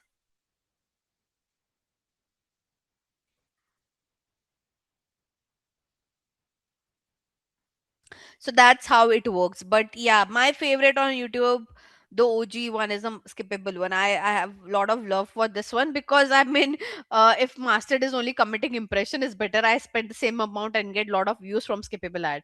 So there was, I'm not sure how many of you know this. There was one controversy in between where some singers, some if you know this guy named called as Badsha, and there was a lot of controversy that this guy has bought some subscribers on YouTube and so forth. Ideally, it was not the case. The case was he had run such kind of ads to increase his views and all. Okay, so yeah, I mean that's all you have under the video ad. And what was next? Did I mention over here? Have discussed search, display, video. You have discovery ads as well. Now discovery ad is something, guys, let me just show you right now only if it appears for me. Yeah, this one, this two, can you see? So now in your Gmail as well, guys, obviously where you say sponsored, no, this is done through Google ads, and this ad is called as a discovery ad. So if you want to show your ads in Gmail like this, the way Google ads and Rohan builders is doing, this particular ad is called as discovery ad. Okay, so this discovery ads appear on your Gmail ka promotion section, and it specifically says sponsored like this. Apart from this, it also appears on your YouTube feed. So on your YouTube, if you see any ad which is in picture format and not video, so see on YouTube when you're scrolling on your feed, you will have this in-feed ad as well, right? But it will be in a video format. The in-feed video would be in a video format. If instead of this, if you see an ad in a picture format like a carousel or one picture, that is your discovery ad. So how you differentiate a YouTube ad and a discovery ad on YouTube? With the format. If it's in a video, it's an in-feed video ad. If it is in a picture like a banner format, it is your discovery ad. Last but not the least, you see this discovery ad on your Google. So if you open Google on your phone and like you see that discover section where you see a lot of news and all, there also you can see this discovery ad. So if I have to just show you, yeah. So on YouTube, if it will appear in a one picture or a carousel, this one is your discover section, like just below your Google search bar where you see news and all, there you see this, and then you have Gmail. So discovery ad also performs well. It is like your display ad only, it's just that the placement is different. Display ads appear on third party websites and app. Discovery ads appears on Google like Google, like your Gmail, your Google, below your Google search bar, and on your YouTube. So the placements are different, the format is same, which is your banner. Make sense? Guys, are you did you understood all this? Okay. And one more, as I mentioned, you have shopping ads as well, which is only for e-commerce brands. Shopping ads you would have seen before when you like, again again I like shopping ads because this ad only appear when you search for it. So right now, can you see when I search for tote bag, this brand like Mukobara, Miraggio, who are showing their ads over here in sponsored result, not popular product. I'm wherever you see the sponsored one, and the first one to appear is your sponsored only. Am I clear? So again, the travel agency can't run a sponsored ad, because again you need a lot of inventory. Now again, to run this, you need not just not need Google Ads, but you need one more platform called as Google Merchant Center, where basically you upload all your product information, and from there these details are been fetched. These details are not been fetched from the website, they're been fetched from the Google Merchant Center. And yeah, apart from this, guys, you can run ads on your Play Store as well, on your map section as well. Okay. So that it doesn't fall under any ad format. It falls under an objective which we call as app install and local footfall, increasing the local footfalls, like local store footfalls. So it's part of an objective, not part of an ad format, is what I would say. Yeah, this one. Can you see this is your display ad? Like I'm seeing Indeed's ad right now. Now then I'm seeing this ad bar for Dubai, ready for a surprise something. I mean, there's a lot of promotion going on for Dubai. So yeah. Are we clear now? So as I said, Google ad is very lengthy. Like as I said, like compared to Meta doesn't have all this complication. So like for Meta is very clear. You have different objectives at platform and placement. You choose what platform, what placement you want to show your ad, right? But on Google, to show your ad on all these kind of different places, you have to create a separate campaign. So and the steps and the, how should I say, the steps and all things also varies a lot. So Google ads is usually lengthier than Meta. Okay, and you can say expensive on some end as well. But I love Google ads because for the precision that it has. I mean, Meta is also good, but as I said, like Meta, I mean, the way we have search and shopping ads on Google, where the ad will only appear when someone is searching for it, you don't have that feature on Meta, right? So hence I love Google little bit more than Meta because of this thing that they have. Okay, are we clear, guys, with respect to the ad format? So just to show you here, whenever we create a campaign, right? So now if you want to, can you see this local store visit and promotion? This is the one, this is the objective that we use to show your ads, like when, like for that maps and all. Okay. And for app promotion, this is the one that we use. You would see a lot of ads running on your Play Store, right? So it's part more of with respect to your objective than your ad format. Make sense? And here you will see all your campaign type. So I have told you what is search ad. I've shown demand gen is nothing but discover ads. Okay, like now we call this as demand gen. Earlier we used to call this as a discover ad, the one that appears on your Gmail or discover section and all. Video also I've shown you, shopping also I've shown you, display also I've shown you. P max, performance max is like, guys, okay, now let's say you are a brand who want to show ads everywhere on Google. Like you want to show ad on search, demand gen, video, display, shopping. You are like, I want to show ad my ad on all of this, like, all of the sections. Then you can just run one campaign, which is PMax campaign, and it will show your ad on all this placement. But now let's say you choose that, no, I just want to run ad on search and shopping, then you can't select a performance max campaign. The rule of performance max campaign is it will show your ad on all the Google property, not just one or two. So if you want, like, out of this five, you just want to show ad on all these three places: search, display, shopping. You can't tweak that on PMax. Then you can't run a PMax campaign.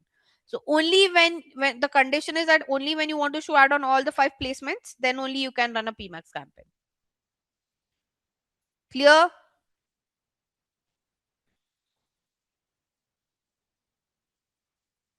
No, no, so that's different. That's different. No, that's what I'm saying. Discovery ad is for Gmail, as in Gmail also you get so many emails, right? So this is only for the sponsored part, guys, and this is expensive compared to your Mailchimp. Try to understand. Mailchimp, yes, you'll see all the emails that you get for the brand promotion goes into Mailchimp, right? But as I mentioned, it's much more cheaper than running this Discover ads.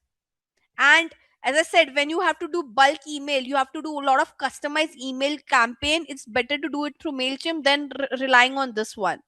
It doesn't work as good as your Mailchimp campaign, because there you feed in proper data of the people whom you want to send the email, the customization that you do. Here you can't do that customization, no. Like on Discover ads are not customized to me. Guys, if you could see, this is not a customized ad. Email marketing is a lot about customization. Make sense? Again, this one is a like this is one through this one is to Discover. Don't compare Mailchimp and this. How do you do customization then? What Google third party app you are mentioning, Sayed? Like, can you specify? You are just saying, okay, third party apps and website, your ad will only appear on third party websites and app who have registered themselves on Google AdSense. That's it. Yeah, display is part of third party websites and app. No, so in performance max, display is also part. No, as I mentioned, PMax is when you want to show ad on all the sections. So display ad is what? Display ad is, can you see, reach potential customer across 3 million sites and app with your creative. So this 3 million sites and apps are the one who have registered themselves on Google AdSense and who have allowed Google to show ads on their sites and apps. So if those apps are registered on Google AdSense, yes, you can show your ads over there. And if you're choosing PMax, yes, your ad will definitely show over there. But as I mentioned, PMax is only applicable when you want to show ads on all the Google property, not just one or two.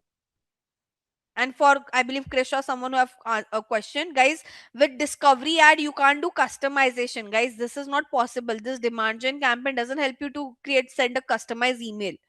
Pitch for Google, we never say just Google ads. We pitch what kind of ad we want to run on Google and for what objective behind it. So you can say, okay, we would want to run Google search and Google discovery more for conversion. With display, we'll try to get some traffic and remarketing, and with video, we'll try to get some awareness. Okay, you can't bifurcate that on Meta, because see, on Meta, like here, if you would see, when you choose one objective, it gives you so many options, so you have to choose. You can't show, you, like, as I said, there's no, if you are doing PMax, then you just need one campaign. But let's say you have just chosen, I want to show ad on video, then the steps are completely different than what you have for search. So on Google, the campaign creation is much more lengthier compared to Meta. Meta is very straightforward, like it's very simple because they don't have so much kind of different options altogether.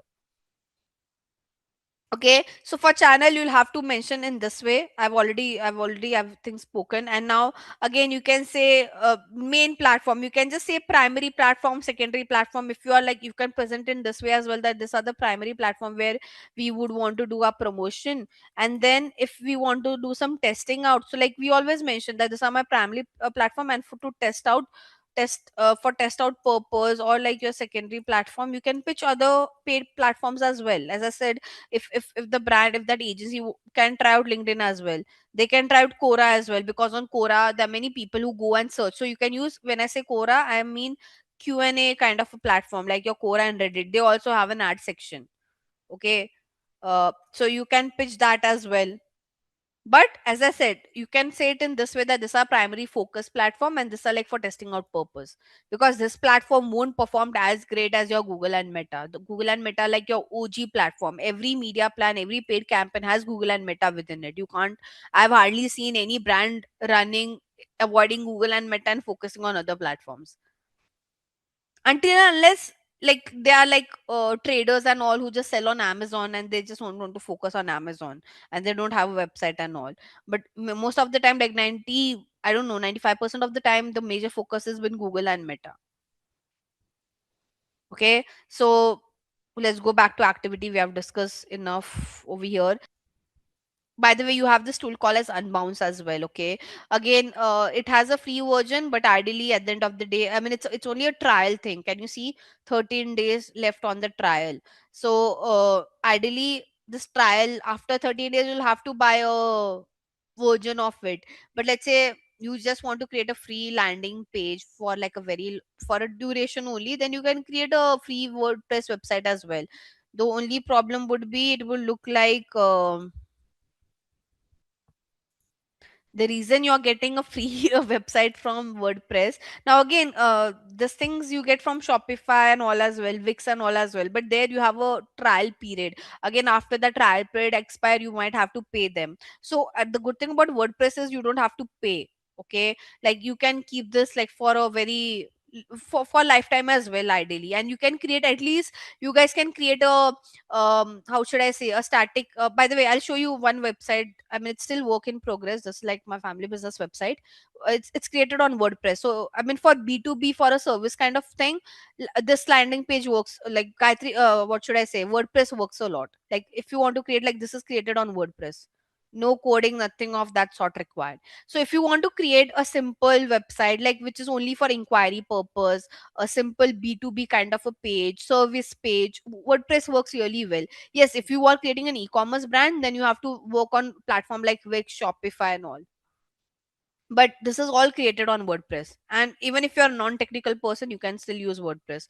I mean, my job is not to teach you WordPress, but I'm just showing you how WordPress looks like. So you can create as many pages, but it's just that for this, when I say this is not free, because I had to buy the domain and hosting. Okay, make sense? So this one is free because extension says wordpress.com. For this one, I had to pay for the domain and the hosting. Domain is nothing but this, I had to pay for this name. Hosting is where this data has been stored. So when we create a website, all these pictures, all this content, it gets stored, right? So it gets stored in the hosting space. So you have to, when you create like a proper professional website, even like on for WordPress, you'll have to buy a domain and hosting. Now again, to buy that, you have many platform like GoDaddy, Hostinger, Namecheap, so and so. Am I clear? So this one, for this, the domain, like the platform is free, but yes, the domain hosting we have to pay for that. Clear? But like you can create like a decent website like this. You don't have to like pay a lot as well. It's just that every year, or I mean, don't know if I'm not sure for how much time you buy the domain and hosting, but you'll have to keep on renewing it. This one is completely free. So this, like, this is what, and but in free there are a lot of restriction. You can't do, you can, like, so the problem with the free website is, I'll tell you, um on free website, so WordPress has this feature called as plugin. Okay, now what is the role of this plugin? It's like you buy a phone, but it's telling, like, imagine you have bought a phone, but it doesn't allow you to install any apps. Okay, that's the same way the free WordPress website works. Okay, so Those plugins are your apps that can help you to create a very good website. Okay. Otherwise, if you don't have plugins, you will create a website like this, which would also work for a portfolio page. So if you want to create your portfolio page and all, like where you want to show your work and all, this is like one of my student has done this, by the way. So she didn't wanted to spend money, but she wanted to show her work. She thought, let me do it in a different way, so she created like a free WordPress website. So for portfolio and this would work. But as I mentioned, you can't create like a very unique designs and all of that. For that, you need a plugin on WordPress, and to have that plugin, you have to create like a proper WordPress website. Then you'll have to buy a domain and hosting. So imagine this is a website that has been created without taking help of any app. The one that I've shown you, the business one, that was with the help of a lot of plugins. Okay, this one is good if you are a student, or like you are doing some freelancing, or you are just creating a portfolio thing. Like it's good for portfolio, it's good for blog writing as well, for that matter. But at one point of time, if your blog is getting a lot of traffic, you will have to buy like a proper domain. But you can do some practice over here, is what I'm saying.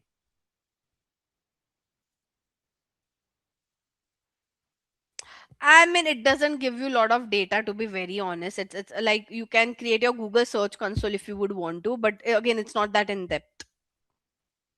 And the one who create a free WordPress website, I have never seen them been senior enough to check their website performance. They have one section over there. What you can do, you can create a Google Analytics account for this, and you can create a Search Console property as well. But ideally, if you are a business, I never recommend to do this. So yes, I mean, and apart from WordPress, guys, you have this tool called as Unbounce as well. Again, as I said, this is also not free. Like, but see, nowadays to create a website, to create a basic good website, you don't need to know coding, because I mean, there are many platform like this who will give you template. You just need to edit content in that template. Like for this one, okay, let's say I want to create a landing page. Okay, I'll just choose my industry. Let's say I'm creating for health and wellness. I just have to choose a template and I have to edit it, and my website is done. Let's say I want to do it for this. Okay, see this. I'll just say start with this template. So this is like a tool Unbounce, and I just have to edit the content over here. It's like your Canva. By the way, if you know, Canva also allows you to create a landing page. So it's just like, how should I say, change the image, change this content. Like I can just edit it. I can just change this picture. I can edit this line over here. I can do everything. It's like just cut edit. Nothing much. So like I don't want this, I can edit it. I can just say skincare, whatever it is. So it's like you're just editing things over here. I can edit this entire part, whatever XYZ I would want to write. So you don't you how like you don't have to put any brains only, guys. It's just a tool. You just have to edit it from here. You get all like Canva. You can change the textile, text size, color. You want to make it bold. You want to make it center align. It's like your Canva only. Here you can add all the image, logo, button. These are the sections that you want. Let's say I want to create a section over here. So I'll say, okay, I want to create a section. I want to add a box. So I'll say, okay, I want to add a box over here. Can you see? So it's just like drag and drop. So there are tools like this as well which will help you to create a landing page. But as I said, it depends on the business need. You can't see, first you have to listen what is their need, why they want to create the website.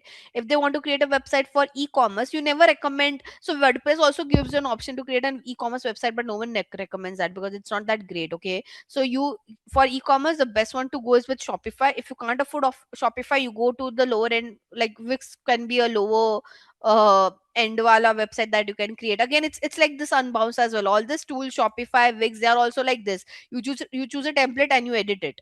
There's no coding required. Okay, now if you want to create a basic service page like for B2B, or like I don't know, any kind of service page and all, like you are opening a digital marketing agency, you want to start your training and you want a page, then create it on WordPress. You don't need Shopify and Wix for that then.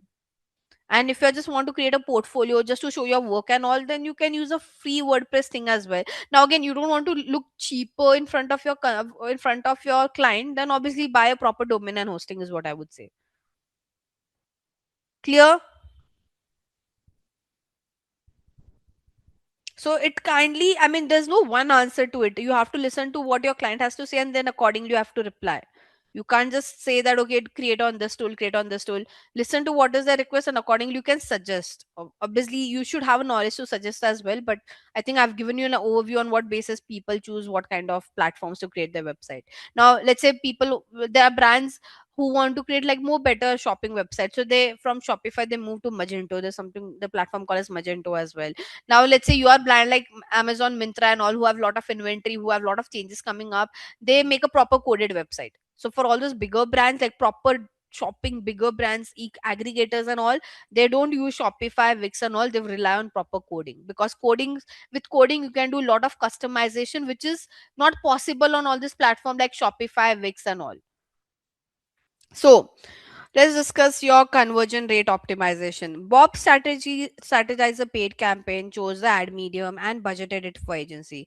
His manager had asked him if the paid campaign that he is running is effective. In order to analyze this, he need to know the conversion percentage using the available data. Let's help Bob achieve this goal. Okay, now honestly, for this, you will get some data when you work on your Capstone project, guys, because this is just like an overview slide. So for this, guys, ideally you need a data to do the comparison, and we have a data below, like we have a table over here. So we'll do an analysis over there, not on this slide. But when I say conversion rate optimization, what does this term mean? Conversion rate optimization is, guys, like let's say whichever campaign, your campaigns are not performing well. Okay, you see on whenever we run paid campaign, guys. Okay, let's just understand over here conversion rate optimization. What does this term mean is that how would you improve your campaign? Trust me, if you start your campaign, like you will think of all the good strategies, but trust me, it won't, there are like half of the time it won't perform the way you have thought. Okay, so in conversion rate optimization, we give suggestions to the client that what are the changes we will make to our campaign so that our conversion rate improves. And this is what we mean, this is what we mean by conversion rate optimization. The word optimization means that what are the changes that we'll make to our campaign to make it perform. Okay, if it's underperforming, to improve the performance, what are the changes that we would do? Okay, now your suggestions are usually based on different criterias, and I'll note down the criterias over here for you guys. Okay, starting with, let's first focus, I'll just only talk about the criterias for Meta and for Google because they are the major platform. So on Meta ads, what are the suggestions, like what are the ways you can give your suggestion to improve your conversion rate? Okay,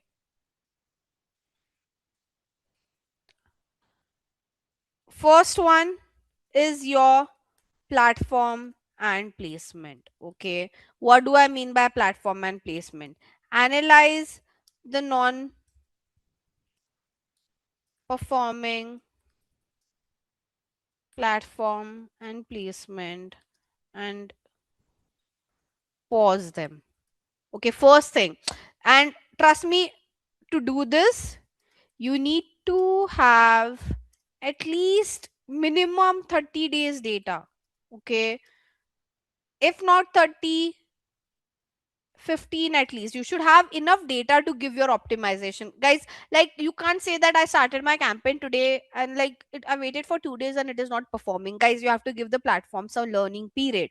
Okay, so you have to at least give learning period of 30, 15 to 30 days to get that analysis. Okay, you can't just wait for 2 days and you see, you tell me, ma'am, Instagram is not performing and Facebook is performing. No, I need enough data to come across this conclusion. Okay, so whenever you give any suggestion with respect to improving your conversion rate or giving any suggestion for the optimization, always wait for to get enough data. Okay, minimum I'm saying, like I always say for 30 days, but let's say you're working with a very small client, they can't afford waiting for 30 days and at least 2 weeks of data. Okay, so the first thing you can do is you can analyze, you can check which are the platform. Let's say you're running one campaign, as I said, Meta will give you all of this data, that how much Instagram has spent, how much you have spent on Facebook, what kind of results you have got. So analyze. When I say optimization, first you have to analyze, you have to do a lot of analysis on the platform, right? So you can analyze and you can let the client know what are the platform and placement which are not working and turn it off. Only spend on those platform and placement which is working for you, right? Then do some creative level analysis. When I say creative level analysis, see what kind of ads are working, right? Is your static ad working or is your video ad working? Correct? Then do your audience level analysis. Okay, so audience level analysis, find out what audience is working for you. Your saved, like, is saved audience working, or look like, or remarketing, which one is working? So you have to break down your campaign in all this level to find out what is performing, what is not performing. Okay, do some A/B testing with your landing page. Okay, sometime everything is great, your entire campaign is great, your targeting is correct, platform is correct, ad is also correct, the problem is with your landing page. Then do some A/B testing. Take one ad to home page, take second ad to another page, and see where you are getting better conversion rate. There could be some loopholes with your page itself, right? And by the way, when I say creative level analysis, it is not just with respect to your video or image, it is also with respect to your text copies, it is also with respect to your CTA, it is also with respect to the communication that you use. So do a thorough analysis to give that suggestion. See, when I say optimization, optimization is all about checking all this data. You have to check all this touch point and then let your client know, okay, this is working, this is not working. Let's turn off what is not working. So automatically, if you turn off what is not working, your conversion rate would increase, because now your hundreds per, like, earlier it was like you're spending only 30% on what's performing. Now you'll be spending 100% on what's performing. So if you're spending 100% of your money on what's performing, ideally your conversion rate would improve. Make sense?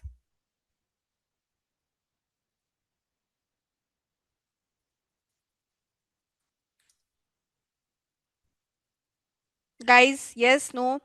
This is what you can majorly do on Meta. Now on Google, the strategies are very different, but yeah, I can give you again.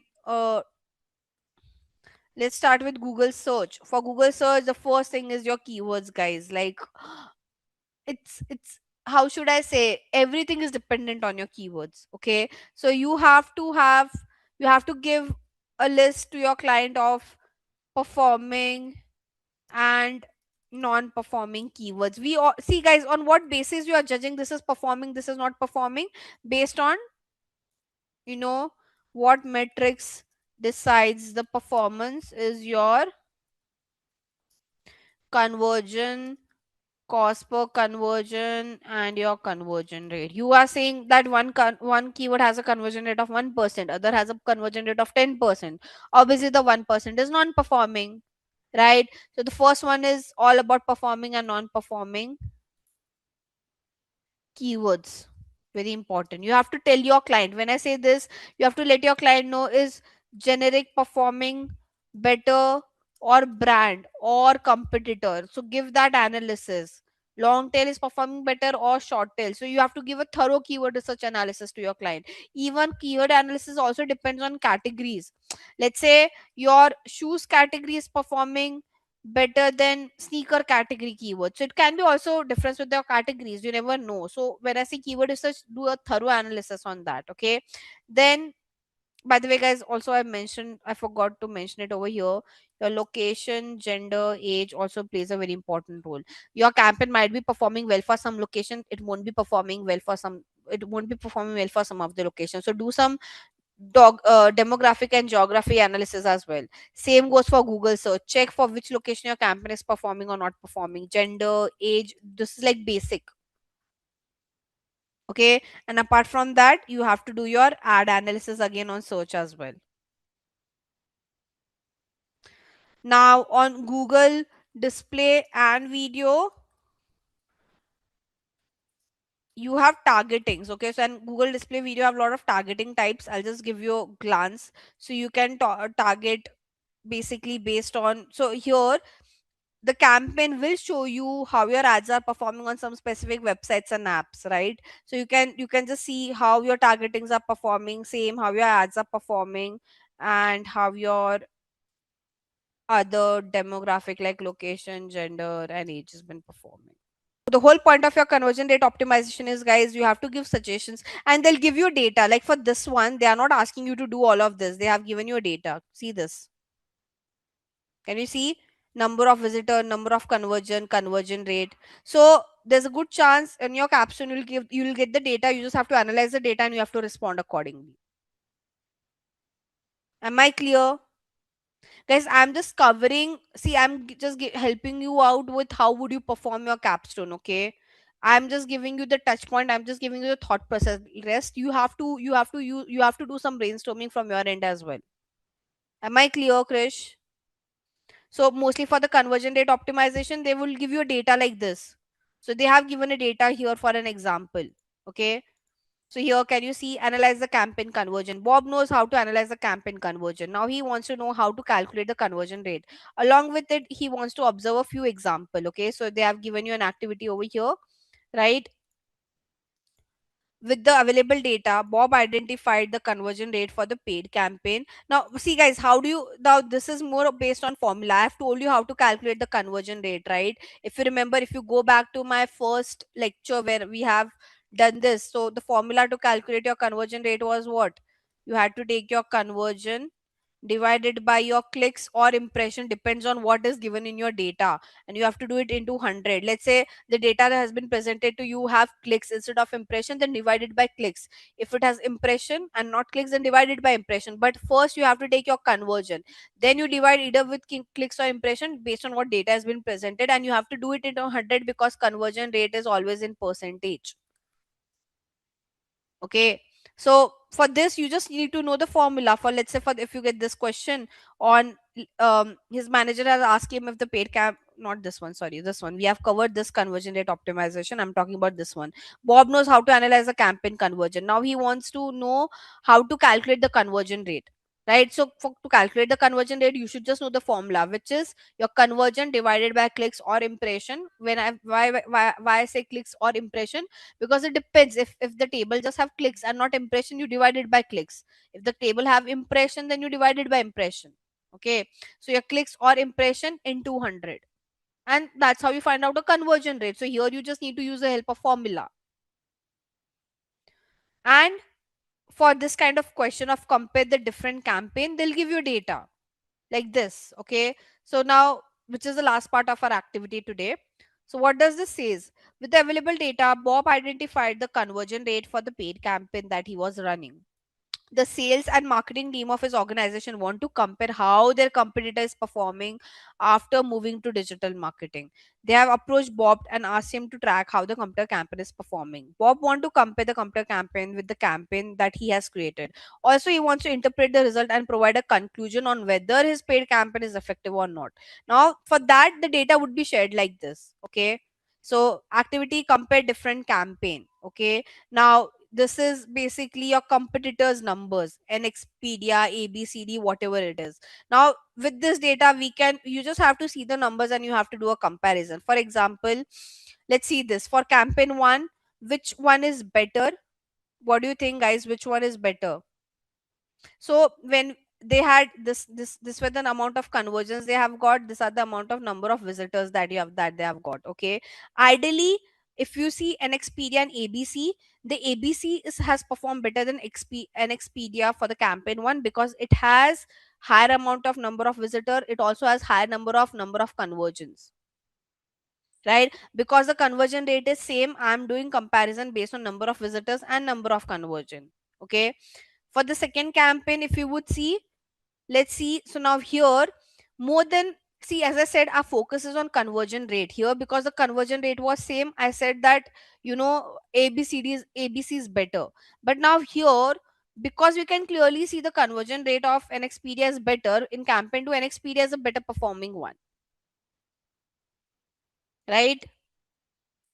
And last but not the least, so why it is better? Because out of 3,000 people, half of the people have converted. Here only 45% of the people have converted. So obviously NXpedia is better than ABC.